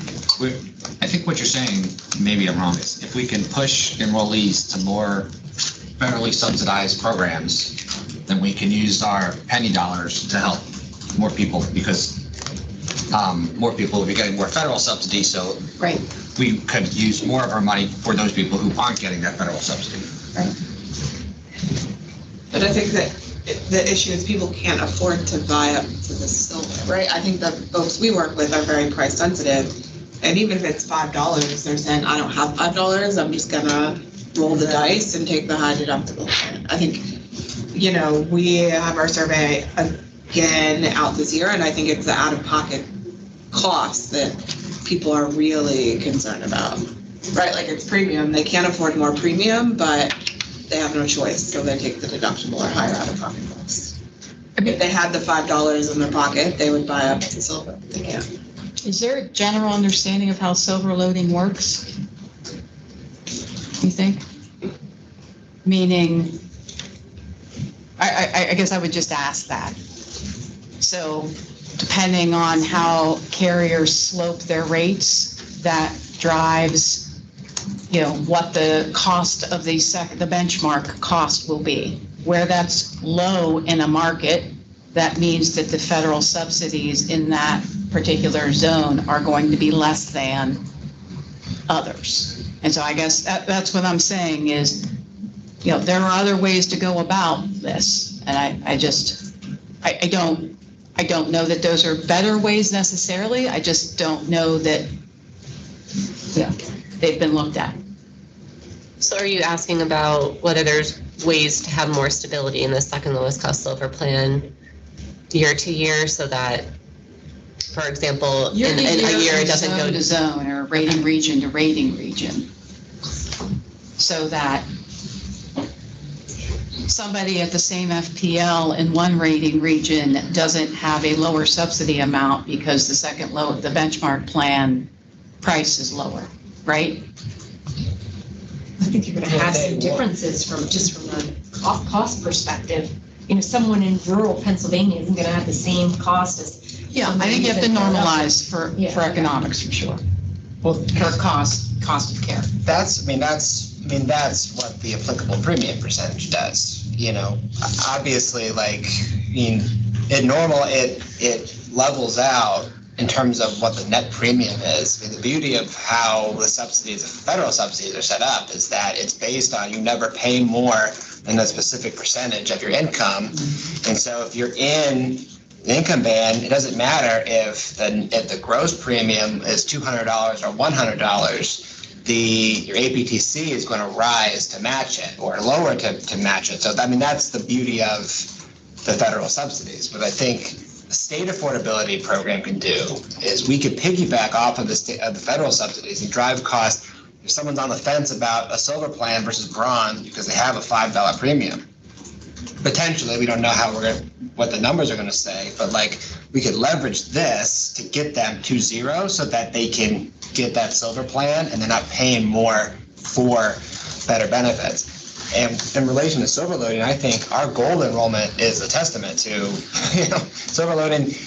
Our gold enrollment is really high. It's 42.5%. And certainly silver loading is definitely playing a part in nudging people towards higher metal homes.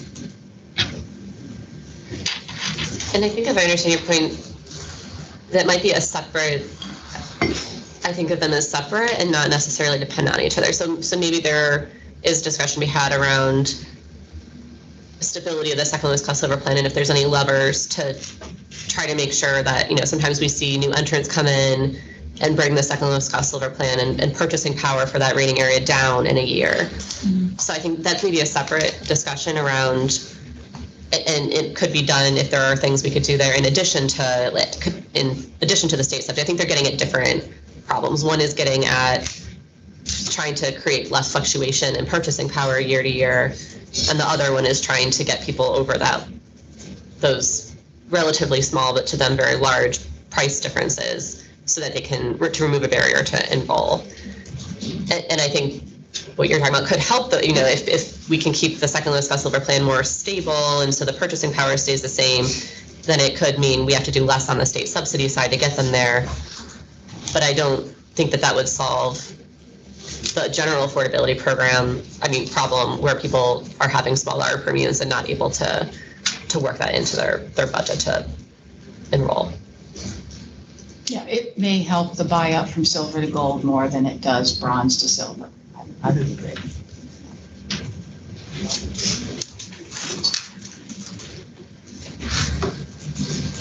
Okay, so as I mentioned, we have started discussions around getting modeling that we will hopefully be able to have in the next couple of months, because even though there are multiple things that have to fall into place in order for this to be finalized, we are moving forward as if it's going to happen, because if we wait until final word from the budget from the legislature, we'll basically miss a whole year of providing this benefit to consumers. So we are sort of moving ahead as if it's going to happen, sort of knowing that there's these things that need to fall into place for it to be finalized. But that's sort of why we have the modeling underway, and the goal would be to try to have some options for the board to decide on within the next few months. And I have a timeline that we'll talk through in a minute. So in using that $40 million anchor point, again, if we decide, we want to put a few more million on it or not, we can use the same model that shows a bunch of scenarios at $40 million to kind of compare across which one would be most effective. And if we're able to add a little bit more money to it or not, it wouldn't fundamentally change the comparison between the models. And so what we're looking at to bring back of how effective different arrangements would be, for example, should we go up to 300% federal poverty level and give a slightly lower subsidy, or kind of stick closer to 250 and give a more generous one? Those types of alternatives. So what we'd be looking at is what the impact there is on people who have access to a health plan under defined premium dollar thresholds. So we would have a chart that says for these different models, this one would have this many percent having access to a plan under zero, under $10, under $25 a month. For context, right now we have about 14.2% who are paying net premiums under $1. We would also want to look at new enrollee generation, so how many of the uninsured are we bringing in? And then also the impact on the risk pool. So often when we've done this modeling before, there is sort of a factor of showing, does this anticipate bringing more people in? Usually that helps the risk pool, because it's people who are assumptions around people sitting on the sidelines now probably being on the healthier side. So it usually helps the risk pool, the more new enrollees that can come in. So those would be the general parameters we'd be looking at, is really, what is the impact, the average premiums, the average subsidy per person that a given model would provide, what types of plans do they have access to at different price points, how many new people does it bring in, and what's the overall impact on their risk pool. And the analysis would be done assuming, again, the $50 million reinsurance program. So the company is taking all of that into account when they're doing this modeling in anticipation of what 2025 would look like. So wanted to open up to see if there's any other criteria that you all would like to see when we bring back those models, and sort of say, here are the different options, the different combinations of federal poverty level versus generosity of the subsidy. Are there any other areas that you think would be helpful to be able to compare those models against as we get into that? Wanted to open it up to see if there's anything else beyond what we've listed here. I know Maryland's had a lot of success with the young adult subsidy. If we thought about narrowing down to that population, I would expect it would be a lot less than $40 million, but it could be an interesting model to look at to incentivize young people into the workplace, which I know is I don't know if it's still a higher percentage of the uninsured in Pennsylvania, but I know it's been in the past. It is. Yeah, the uninsured tend to be low income, young, Hispanic and Black populations can be disproportionately uninsured, and rural as well. So those are kind of to varying degrees. There's many more. Most of the uninsured are low income. That's sort of the biggest factor driving it. And then the other ones are factors as well.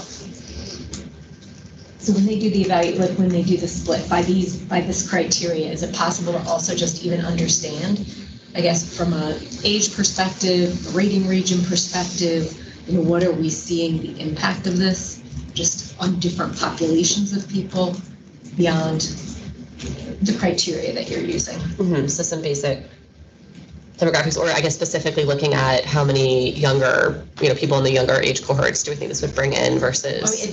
I think you just look at the whole, just the various age groups, right? So we can understand, to maybe help the top and the bottom and nobody in the middle, just to at least understand what the impact is. And then I think just by rating region, is it beneficial to Pennsylvanians across the whole state? Does it, help certain rating regions more or less than others? Can we go, Commissioner, you had made the comment that it's hard to put a set of metrics around it. I feel like it's going to be hard to compare, to know what we're comparing these different cuts of data to without at least some hypothesized target metrics. So I've heard we would like people to be able to buy up from bronze to silver. I don't know if silver to gold is also a stated objective. We said we want to get more people in the market.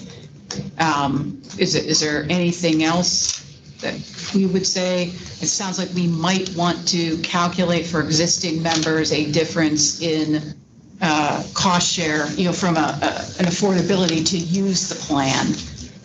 Would we be able to get in, those three impacts maybe by the cuts that folks just said? Yeah, I think that cost sharing piece is really important for us to understand. If you think that that is a barrier to the affordability, we have to be able to understand how this impacts that. I think the piece of it is they're going to be in a plan. They may be able to afford a different plan, but they may not choose that. So that's where it's the intention, but they still have to take the action to get there, like the people we talked about earlier. Right. Yeah, and a lot of the way I've seen the modeling done in the past is that this percent of people will have access to a plan. So it's not assuming that they'll do it, but saying, okay, so now the impacted population who's getting the subsidy, X percent would be able to get a plan with lower cost sharing at the same premium, that type of, And whether they do or not, that really comes down to then the communication piece, but it's sort of saying that's what they would be estimated to have access to, of that buy-up potential. Because it's a different kind of measurement than the premium dollar, and so knowing that would be key.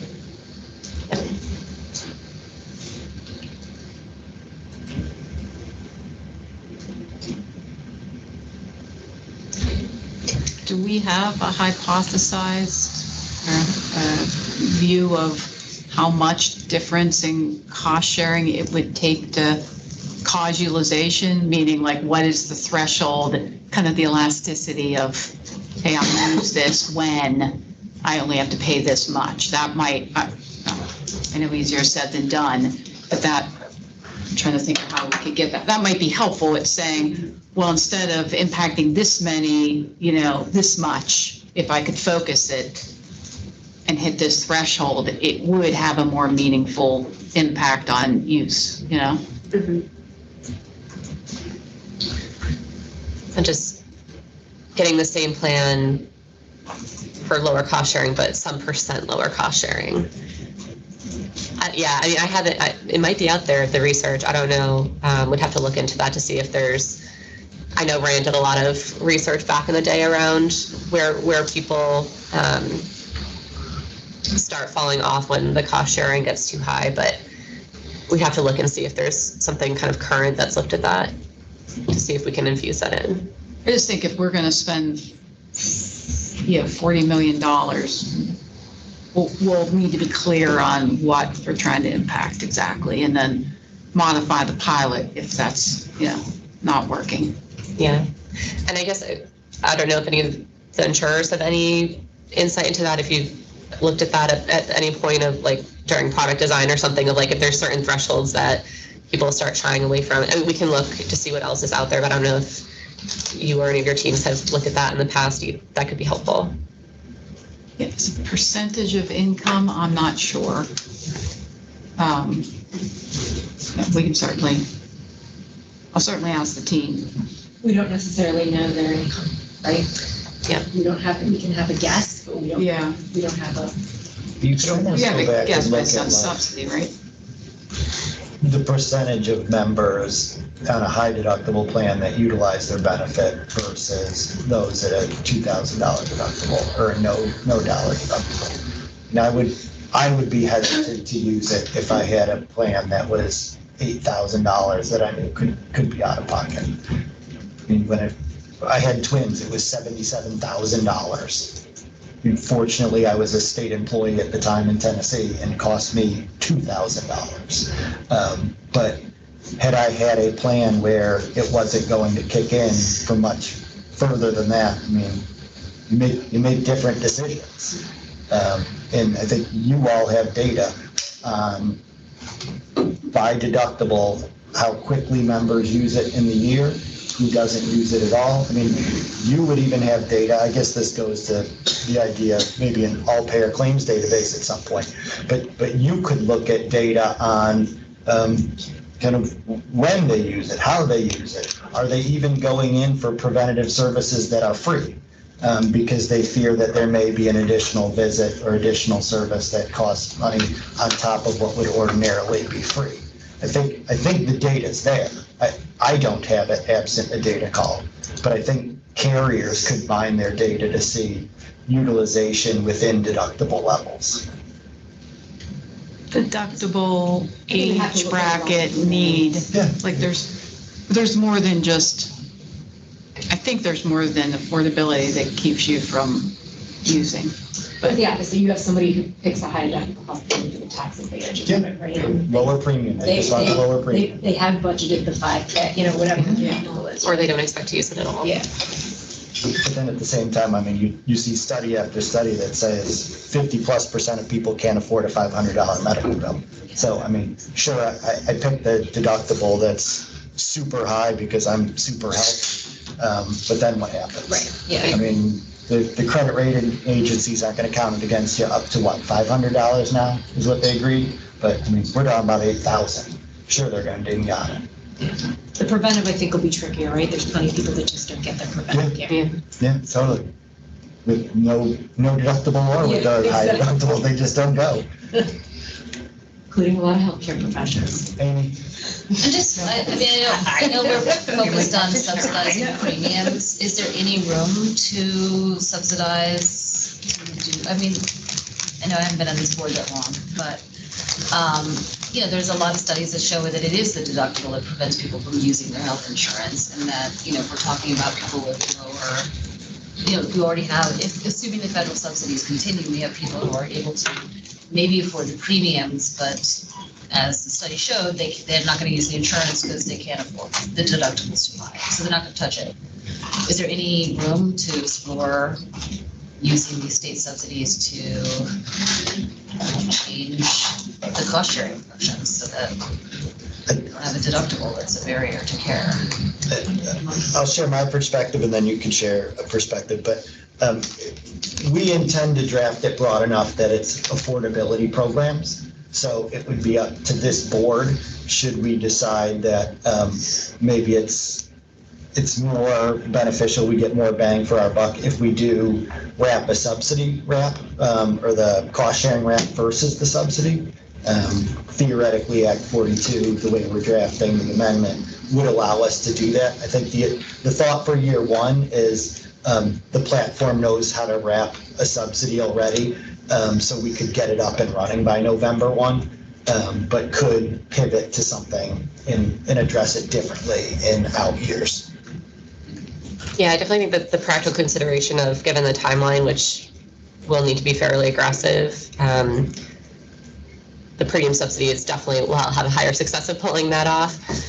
But then there is also that for people who already are enrolled and will, if they fall under the income bracket that we're giving the subsidy to, they'll also get the subsidy. So that's sort of what becomes the indirect cost sharing, because they can buy up to get to a different plan to get the lower cost sharing. So for people who are already enrolled, it almost becomes that where they can have a cost sharing subsidy by being able, but through the premium one that allows them to buy a more generous plan.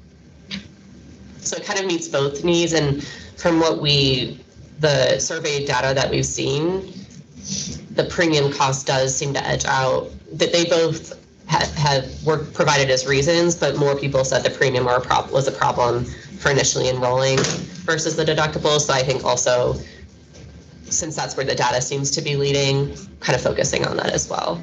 But I mean, if we had all the money, we would definitely want to do both and all of it. I think 40 million will end up being pretty limited in how far that will go for different, across a population. But yeah, to your point, in other states, I think maybe New Mexico looked at a program to erase deductibles for mental health visits.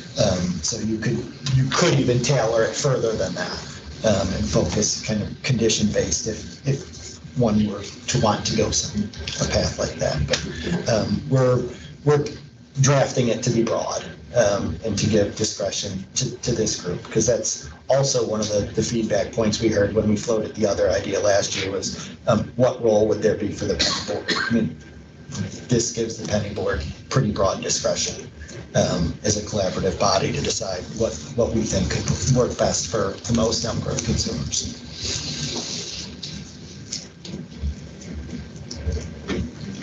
We'll note there are, of the state-based exchanges, which there are 18, 11 have some type of affordability program.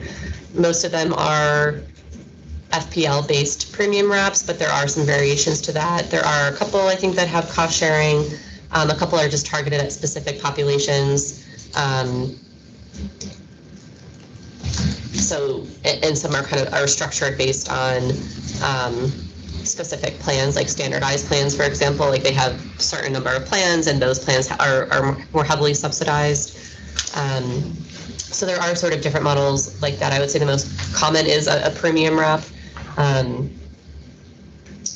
But just to note that many other SBMs, a slight majority of SBMs have affordability programs, so we would be joining that ranks if everything goes through.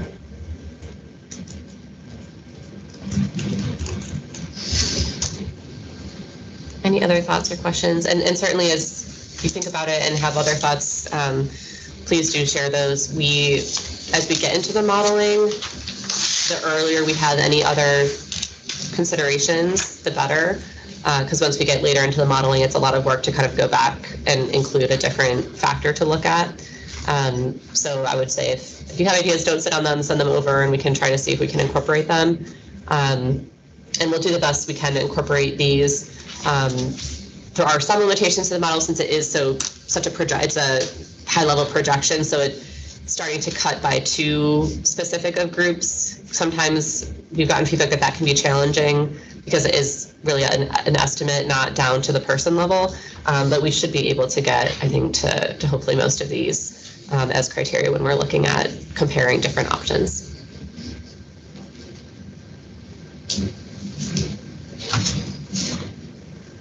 I'm going to go back to the beginning of the discussion. Are you planning to share draft legislation with the board members? When the legislation's ready, we'll share it broadly. So, including stakeholders, we're still in kind of the final drafting stages of what that would look like. Okay. So it's really two pieces. You need an Act 42 bill, and you need the transfer bill on the reinsurance bill, because that's outside the fiscal code. So we're still kind of narrowing how you draft it. I am still unclear how those two pieces do account for the permanent funding of reinsurance. I'm sorry. So if you're saying that's not going to be addressed by legislation. The legislation would address the one-time transfer. Right. Because the way that it's being proposed is the pilot. It wouldn't preclude us from coming back in a different way in the future. Act 42 would just be separate. It would allow the flexibility for Pennie to keep Pennie money, pending kind of where we end up on funding on the front side, the reinsurance side. Yeah. I think it's an odd way to describe reinsurance as not keeping Pennie money with Pennie, but I don't know, maybe, How do you mean? well, when you say to keep Pennie money with Pennie, doesn't Act 42 essentially do that? It just prescribes the way that it would be spent, that's all. Not today, because Pennie money funds the reinsurance fund that's at PID today. You transfer it. So the transfer has to come over to PID today to make the state contribution. And if we have Procedurally, but it's still on behalf of Pennie, of the program. Which program? Pennie, the exchange, right? I mean, it's still all related to that. Yeah, it's all in Act 42. Okay. That's how Act 42. Yeah. That's how you come up with the state contribution. Without the state contribution, there is no reinsurance program. Okay. Because you couldn't drive premiums down in order to draw down. So, I mean, you could kiss $120 million goodbye without state contribution. And then your premiums go back up and we've done nothing for the affordability through Act 42. That's the only way you could get it to pay for itself and get a minimal reinsurance program was to have Pennie bring in all the revenue, Pennie pay for its operational costs and other costs, and then Pennie pay for the cost of the reinsurance program that the state has to put up. In order for the state to put up that money, it has to come over to the state from Pennie to fund the reinsurance. Because then through the federal math, that's how they come up with what the proposed match will look like. And then as your claims run out throughout the year, we get to the final number at the end. So that we have to spend state money and then the Pennie, or the pass-through money.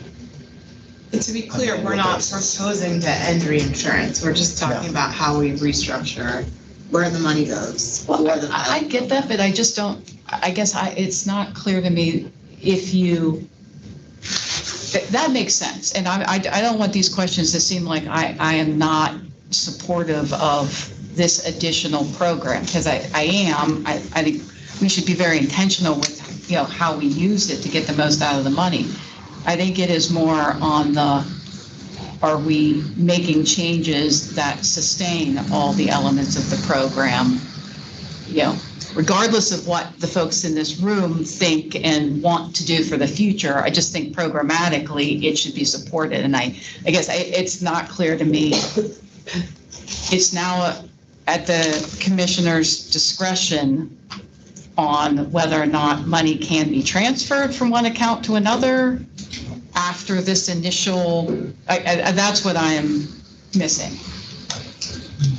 Last year would have been commissioner's discretion. When there was just a sole pot of money, commissioner would have decided, does it make more sense to do reinsurance? Does it make more sense to do a subsidy wrap? Because a lot of the states and state exchanges I talked to today, even those with programs today, would say, if I were to start a program tomorrow, I would never do reinsurance. It doesn't get you the bang for the buck that these other programs did. But we built this structure through a bipartisan manner, with all stakeholders coming in to say the stability provided by the reinsurance program is really important. So our proposal now keeps both. We think the reinsurance program is really important. To their point last year, this continues to help those 100,000 people that buy off exchange. It continues to buy help the 500 FPL plus people that buy it on Pennie today. It helps everyone, the reinsurance program. So we're stabilizing the reinsurance program. We're expanding the reinsurance program. By doing that, we don't need Pennie money anymore. Two separate programs. So now Pennie keeps Pennie money to develop our own program. So where we originally sold the whole structure of Act 42 is Pennie does both, Pennie pays for itself, we never have to come to the general fund anymore. That's still true today, but now we want to bring in a subsidy wrap program. How do you fund a subsidy wrap program? You do it by making the reinsurance side simpler. Money just comes to the reinsurance fund to be used as the state contribution. By doing that, Pennie doesn't have to pay for the reinsurance program. So it's unwinding what Act 42 did in a circular manner. Okay. They have the two standalones. Sorry, it's a lot of moving pieces.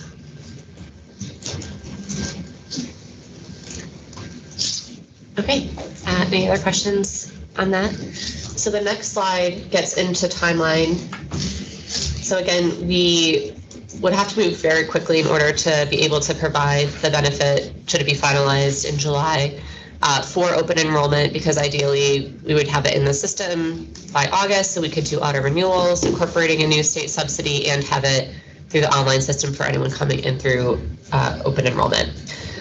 So the timeline would have to be pretty aggressive, so we would be moving forward with work now, assuming it's going to happen, and then kind of hinging on that finalization of that by end of June, early July, and then really being able to go full speed after that. So what that looks like for the first half of the year is developing the different modeling options and bringing that to the board and having a vote on which one to move forward with. Again, should it all be finalized, and simultaneously beginning work with our technical vendor to prepare for the potential models and sort of start doing some of that early legwork, early requirements work, so they can start putting in preliminary changes. Again, that wouldn't be actually put into the system until we know it's finalized, but some of that work would have to start even before we know that, just to make sure that we would be able to reduce the risk of launching it on time. So that's sort of the work up to July, and then again, assuming that the finalization of this approach would then be able to deploy the changes into our system in September in time for auto renewals, and then for start an awareness and outreach campaign and really focus on new savings available. And hopefully that would, bring in extra attention to Pennie, hopefully reach people who came in before and didn't find it affordable, or even people who haven't been in a while, and try to get people to come back in and take a look at their options and hopefully find something that, reduces that affordability barrier, that initial affordability barrier, so that, would see that throughout open enrollment. So that's the pretty aggressive timeline. I would say the couple things that reduce the risk here is that the technology vendor did implement a state subsidy for New Jersey. So there are a lot of pieces that are already worked out through their platform.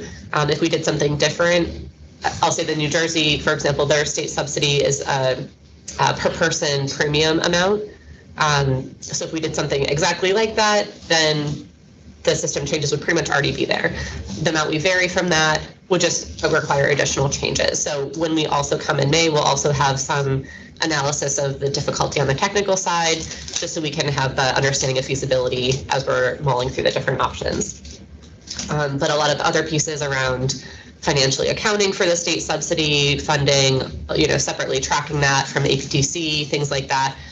The technology vendor has already been through that and has already built a lot of those components, so that does reduce the risk of a quick implementation timeline. Devin, when would we have to know? Budget, we should know by July. So, that gives us time to turn it on or turn it off. Yeah, we'd have to know sooner than that, and we have targeted here for May to have a vote on the program design. And we would really have to know then in order to be able to finalize and move forward. Yes, definitely. Everyone's putting their coats on. Did you turn into cold over there? Okay. I'll try to figure out that. I lost track of the question. Sorry.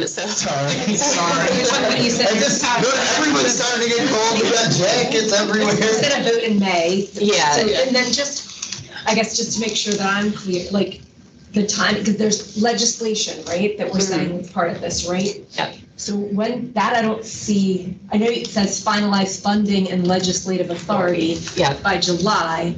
Yeah. I guess I'd be uncomfortable voting on something as a board that hasn't actually been ratified, or whatever the right lingo is, by the legislature. Because what if they were to change something material? Obviously, we could probably go back and redo things, but it just seems a little out of order to me if we don't have. Yeah, it is a bit out of order, but it's what we would need to do in order to have it ready for open enrollment. So I mean, the vote could potentially be like pending finalization of legislative authority, the board votes to pursue this model. You know, like we can make it contingent on that, so it doesn't seem like we're 100% implementing something that we haven't been given authority to do yet. But in order to have the system groundwork laid, in order to be ready, we would need to know the model that we're working towards in that May timeframe, or else we're not going to have it ready in time. So it definitely does feel a little, it sort of has to have all these things on parallel tracks in order for us to make it in time. If we waited until July to finalize the model, it would be too late.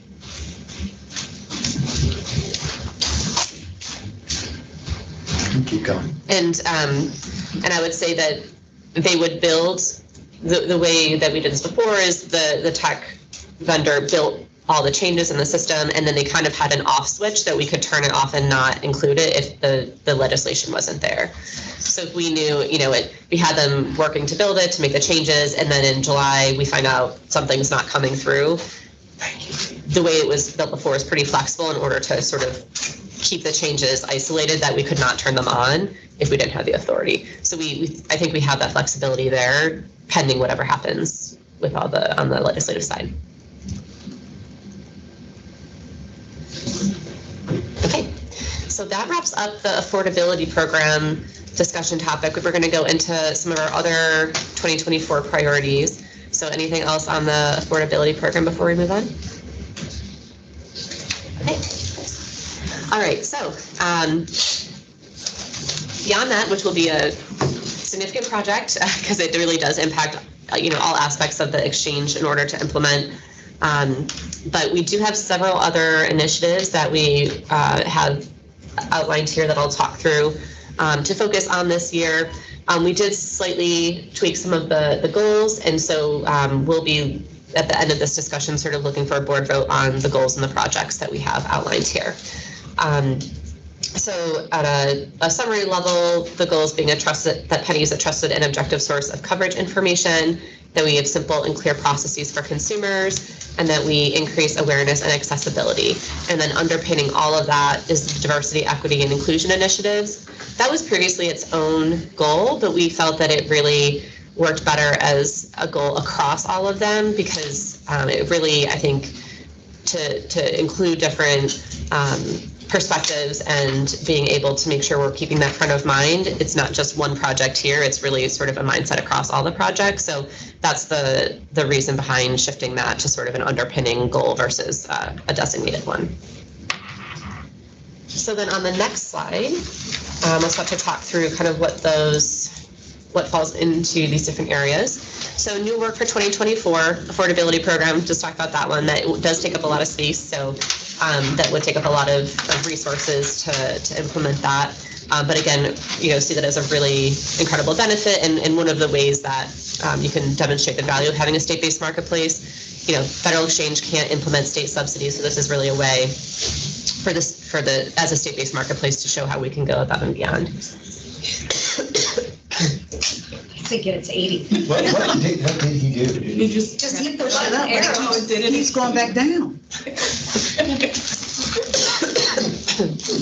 I got it. Maybe it's motion activated. It just did it again. I don't know. It keeps dropping back down. Well, I think that's the temperature in the room. Yeah. Allegedly. What did we set it at? Did we bump it? He bumped it to 75. I just hit 75, and any second he'll go back down to 73. So There's no way it's 73 in here either. Here. All right, I appreciate the quick water break I needed. So that one ties to awareness and accessibility. Another big initiative is the consumer escalations experience. So in looking at when consumers have issues with their eligibility and enrollment and the appeals process, we do think there's a lot of opportunity in the current process to be able to solve issues earlier and with less effort on the side of the consumer. So having a wider range of things that can be addressed by the call center and sort of a informal resolution process, so that more things can get addressed more quickly. The appeals process currently as it stands is quite burdensome for consumers. It really entails a lot of documentation, coming to a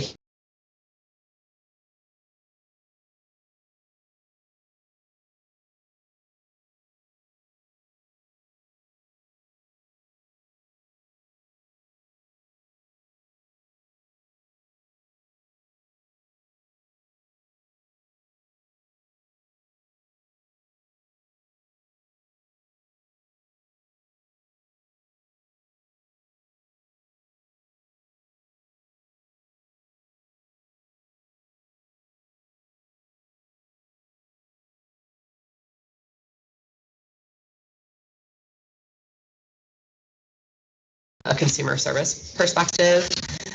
So it has a lot of benefits for consumers, for our own team, and being able to resolve things more quickly with less of, because appeals are also very operationally intensive from our side as well. So we think there's really just benefits all around on this one, from the consumer side and from ours. So that ties to the simple and clear processes goal. Another item here is health literacy. So systematically improving how we communicate eligibility and enrollment to consumers. Had mentioned before, we really see an opportunity in people not, voicing that they aren't aware of the benefits of Pennie coverage and having health coverage in general. So I think that's one area where we can focus on. And then, always on eligibility, we continue to hear confusion and questions around different aspects of, mixed eligibility with Medicaid, the notices content. And so really just looking at different areas where we can streamline that. We have talked through on the education and literacy side, kind of doing more of a comprehensive and interactive tool, that really helps people kind of have like almost an interactive FAQ tool where people can put in their issues and kind of be guided through different issues. I think that would be an initiative that we still are thinking of for long term with the affordability program on the horizon this year. Those would both be large projects, and I don't think we have the ability to do them both well. So the thought is that this year focus on the affordability program and then sort of do improvements to health literacy and education sort of within our existing ways of doing information on our website, on our notices, things like that. There's, we think a lot to do there of sort of streamlining that content and making it more plain language, and then sort of come back to that idea of a interactive tool once we get through the affordability program effort. And then the last one listed here is, looking at our enrollment assistance network and preparing for 2025 changes to the enrollment assistant network aimed at expanding reach and support across Pennsylvania. So those are the four kind of larger new ones for 2024. On the next slide, I'll go through some of the ones that are continuing, and then if there's thoughts or questions on them overall, we can work through those. So we also have several projects that we are continuing to do and carrying over from 2023. So one is the health equity accreditation regulations that the board voted a while ago to promulgate. Since that goes through the state regulatory process, there are many, many steps involved. So we are chipping away at those steps and are hoping to have that out in 2024 at some point as a regulation. So that work is ongoing. And again, that's to require issuers through the exchange to have health equity accreditation. The other one that we talked about earlier is the broker recruitment and diversification project. So since we saw, since we thought that the activity we saw from the targeted zip codes did have an effect, we want to look at other zip codes to do and kind of expand that out, really focusing on different areas that are underserved or populations that are multilingual. What areas where we think there might be a lighter broker presence, and being able to try to find ways to reach populations that may not be served by English being the, English or Spanish language on the website, and, having brokers that speak their languages, things like that, to kind of help with that direct assistance. One thing that we identified is that no one really collects demographic data on brokers that we've been able to find. And so one thing that we want to do is collect that information on Pennie certified brokers. So we have a baseline of what demographics and what sort of the makeup of the current brokers are. At this point, we sort of identified certain zip codes that we felt were underserved and looked at recruiting brokers in those zip codes, and sort of use that as a proxy for demographics. But we actually want to collect demographic data on brokers to figure out, what populations do we feel like are well represented in the broker population? Where do we think there's opportunities for maybe different languages that could be spoken, and kind of have more of a really targeted approach to trying to make sure that people across Pennsylvania have someone who understands their culture, their language, their background, kind of has that shared experience to help expand our reach from enrollment. Devin, on that, I presume, optional to provide the demographic data. And I ask that just because, I mean, the health insurers know that now. I mean, we've issued a rule allowing them to collect demographic information on a health insurance application when they're using it for equity purposes, when it's disclosed and that sort of thing. I know IBC put out a statement about it. Certainly appreciate the support. But also at the same time, like we did this for a period of time on broker licensing, and even with it being an optional form, had someone get really, really upset, threatening to sue us for, I mean, I don't know what, but just really didn't want to complete the form. And I mean, we told them it was optional. So I think if you're going to ask demographic information, I think it has to be kind of the way that optional and in a way that they can answer it.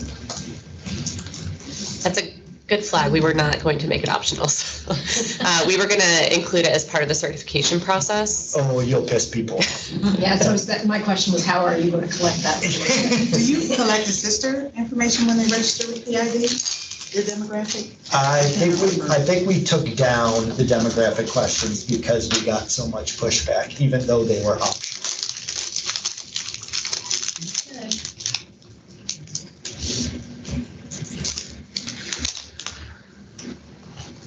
Yeah, that is good feedback, and I think something we can think through, making it the default or highly encouraged, but allowing it out. But yeah, I mean, I think, it is optional in the consumer application, and, we do find that 20%, I think, don't answer it at all. So, having a blind spot of 20% is challenging, because it doesn't, there could be a lot buried in there. I think the challenge you get and the challenge we got, even though for us it was optional, was that we theoretically were serving as a barrier to entry into that workforce by requiring the demographic information to be provided. So if we're doing the same with assisters or enrollers, I mean, they could challenge us, I think, which I guess is something legal can look at to see whether we could make something like that mandatory. Okay. But just something I think to Could you consider. make prefer not to answer a option? If you wanted to make it required, that it at least gets But you could completed. prefer not to answer the whole form. Yeah. There might be a way to do it. Because the other thing is, if you're requiring it and they don't have a way to, in some way, say that they don't want to share that data, then they could just put whatever Whatever down. they It doesn't want. make your data quality, Right. How are we planning to use the data? Maybe people are thinking, maybe left to their own devices, they're thinking of how we're going to use the data, meaning, well, are you just going to pigeonhole me to only serve those who have the same, background? But you know what I mean? And so I don't know if that would cause us to narrow it down. Do we already ask about multilingual and so forth separate from, so we, Yeah, they can say what languages they speak, and that is presented on the website. I don't know that they all always put that in, so that's sort of when they're filling out their profile, they can add that or not. Yeah, I mean, I don't know if it would help to share as we ask the questions what we're using it for, and that it's really to identify areas where globally consumers may not be served and to try to figure out ways to fill those gaps. And if it's because, for example, if it's a population that's already very well served by brokers, then it means we don't have to focus on trying to get more support for that community if it already has a lot of brokers. Whereas if we see a big gap and, wow, no one speaks this language, and we have, 5% of the population that does speak that language, then being able to figure it changes the approach of how we try to engage with community or stakeholder or sort of regional groups to say, hey, how can we get more people speaking that language to be certified?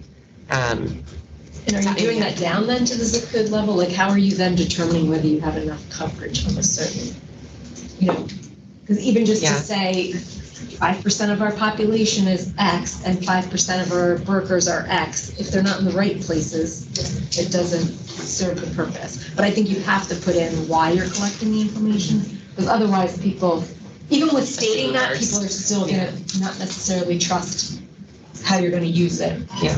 Absent of no explanation, then I think you're really gonna get a lot of pushback. That's part of what's in our reg is the carriers have to explain what they're using the data for and how it's going to promote equity within the company operations. But I think part of also, I think the challenge that legal would have to look at from a risk perspective is for us, I mean, if we were then to decline that application, could they sue us because the implication is that we denied their application because of what's on the form? So whether you can make part of it blind or even in the aggregate, because I think you could still get to Colleen's point, like if we aggregate the data or to the extent that someone doesn't want to participate and be specifically identified, but still have it down to kind of a zip code basis or some other form like that. Because that's something, even at the NEIC, Jessica Altman, when she was here, chaired the health work stream, and that's actually ultimately where we got the idea for our reg, is they were looking at networks, cultural competency and networks. And we had, I think, the Association of maybe African American Providers or something like that had presented at one of our groups and said, like, we have a population of providers that does not want to be identified in a network because people may not, there may be kind of built-in feelings about going to see providers like that. So they'd rather not be listed. So, I mean, we were very careful about kind of what was mandatory and what was not because of the individuals and maybe not wanting to be identified where it wasn't necessary. So I don't know how we strike a balance like that. But I would caution against making it mandatory and specific to the individual, I think. Yeah, I think we can look at that. I'm looking at Anna over there. And also considering the making it de-identified or anonymous in some way where they know it's not going to be automatically put in their profile, for example, or if we hadn't really thought about using it that way anyway. We really wanted just to be able to analyze how well is the broker community reflecting the Pennsylvania communities generally. I think that's some good food for thought. Yeah, and I think we can do it in a way that decreases the chances of potential litigation. So it's just a matter of looking at what the options are. I think you can mandate the language question. What languages are you providing services in? You know, because they need to, I mean, if they don't want to provide it in French, I guess they could say they don't speak French, but but I think that's a question relevant to advertising and being able to get.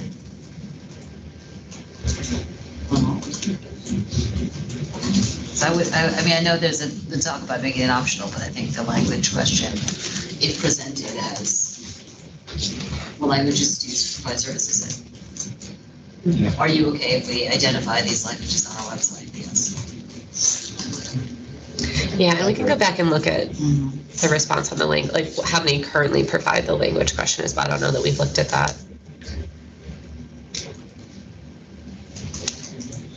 Okay, so I think definitely more to come, more work to do on that one and how we structure that. And then on the plan quality and consumer choice one, that's also continued from last year. So as David mentioned earlier, we had that work group and several items have come out of that related to plan filtering, provider directory, multiple things. David, I don't know if you want to highlight any other key topics, but that work is sort of underway, and I know they're planning to circle back with that group with some other ideas as well. Sure. So we've gotten we've had 3 external working group sessions. We invited all the insurers. We've invited several consumer advocacy groups. We've had brokers and assistants represented as well. All because we know that everyone touches our platform in a different way. But as we've talked about before, plan shopping remains a challenge for folks. And whether it's we're trying to get at how we can make it easier for customers to make the right decision for them.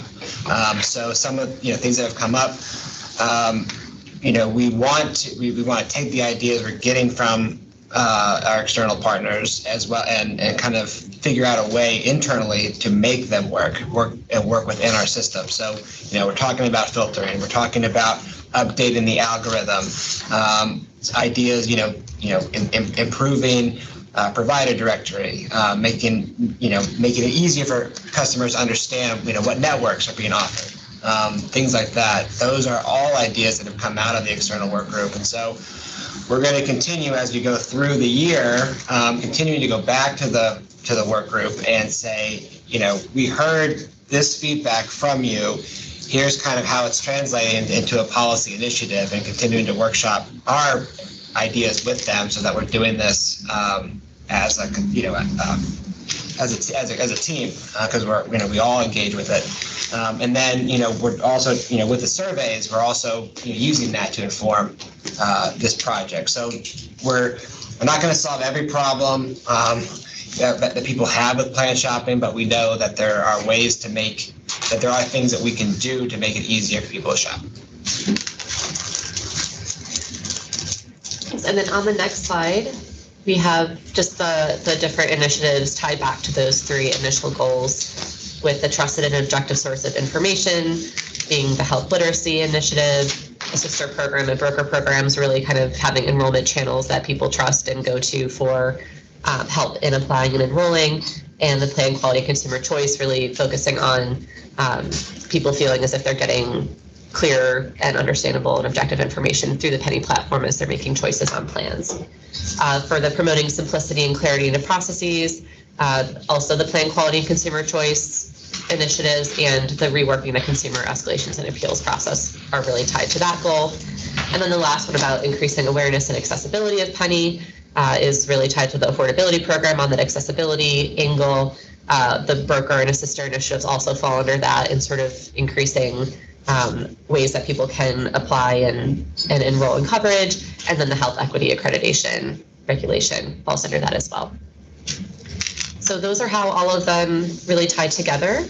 And then, so having those tied up, and the last slide is really the more detailed, those same detailed goals. And then this is the part I think we wanted to see if there's any reaction, any discussion on the work we had planned, any of the pieces, and if not, looking for board approval for us to move forward on these initiatives.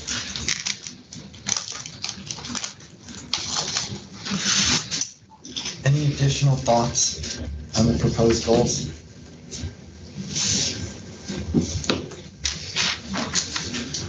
The only thought is just on the outcomes of the increasing awareness and accessibility. I know you have lower premium, but we should also be looking at lower out-of-pocket costs. And so I don't know if that's something that we want to add. Yeah. Right.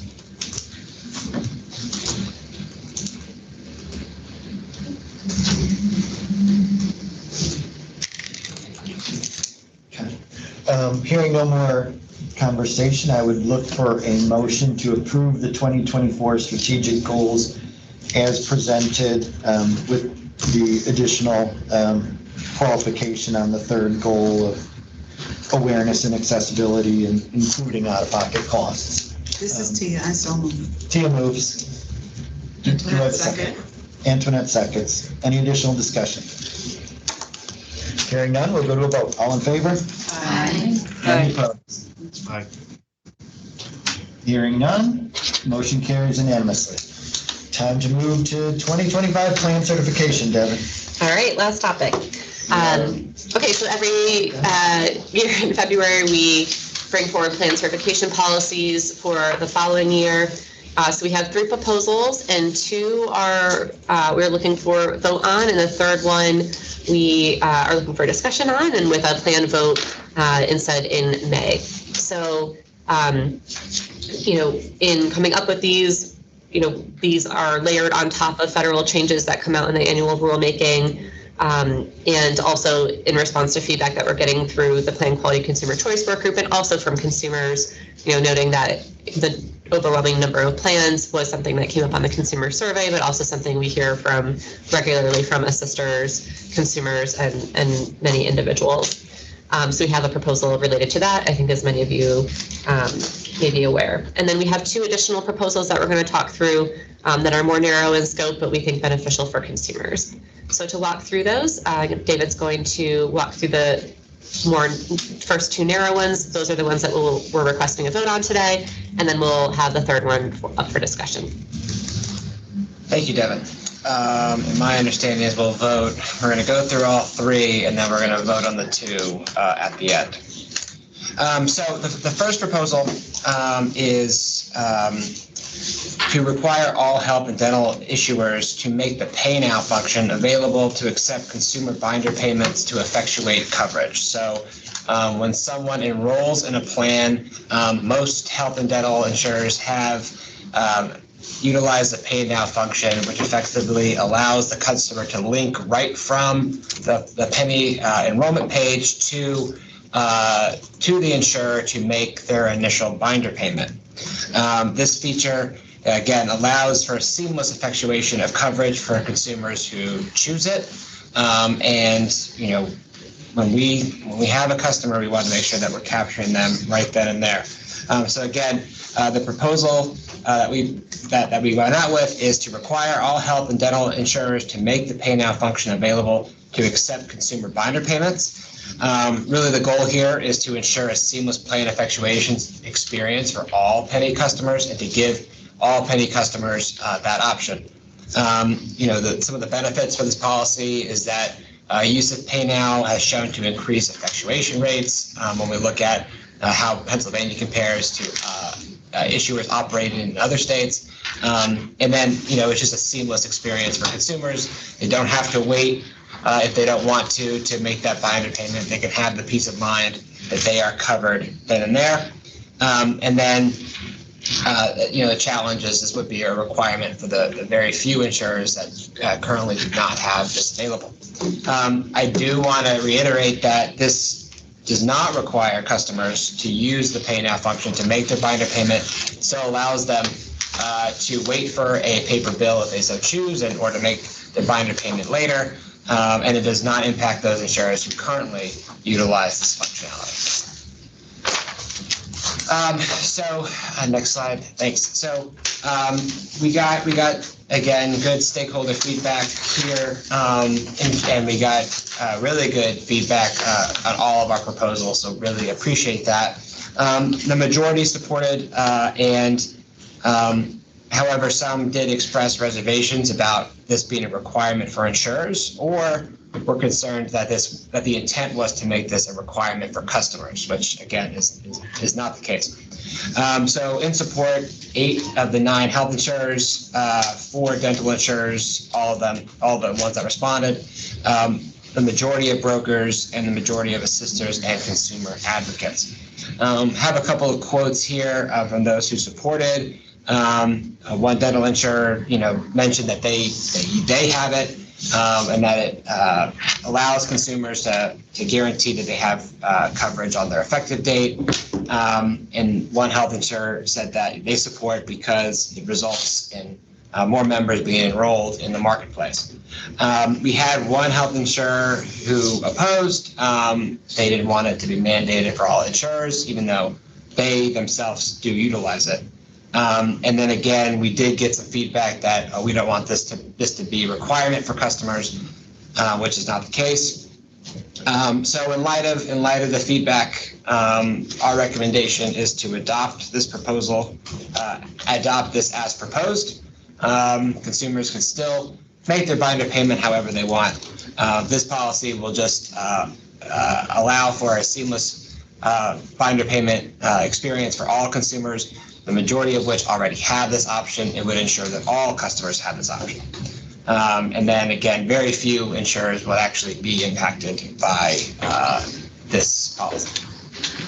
David, I'm confused. So I picked the plan. The idea is I can click Pay Now and it goes directly to my plan's website? Yes. Mm-hmm.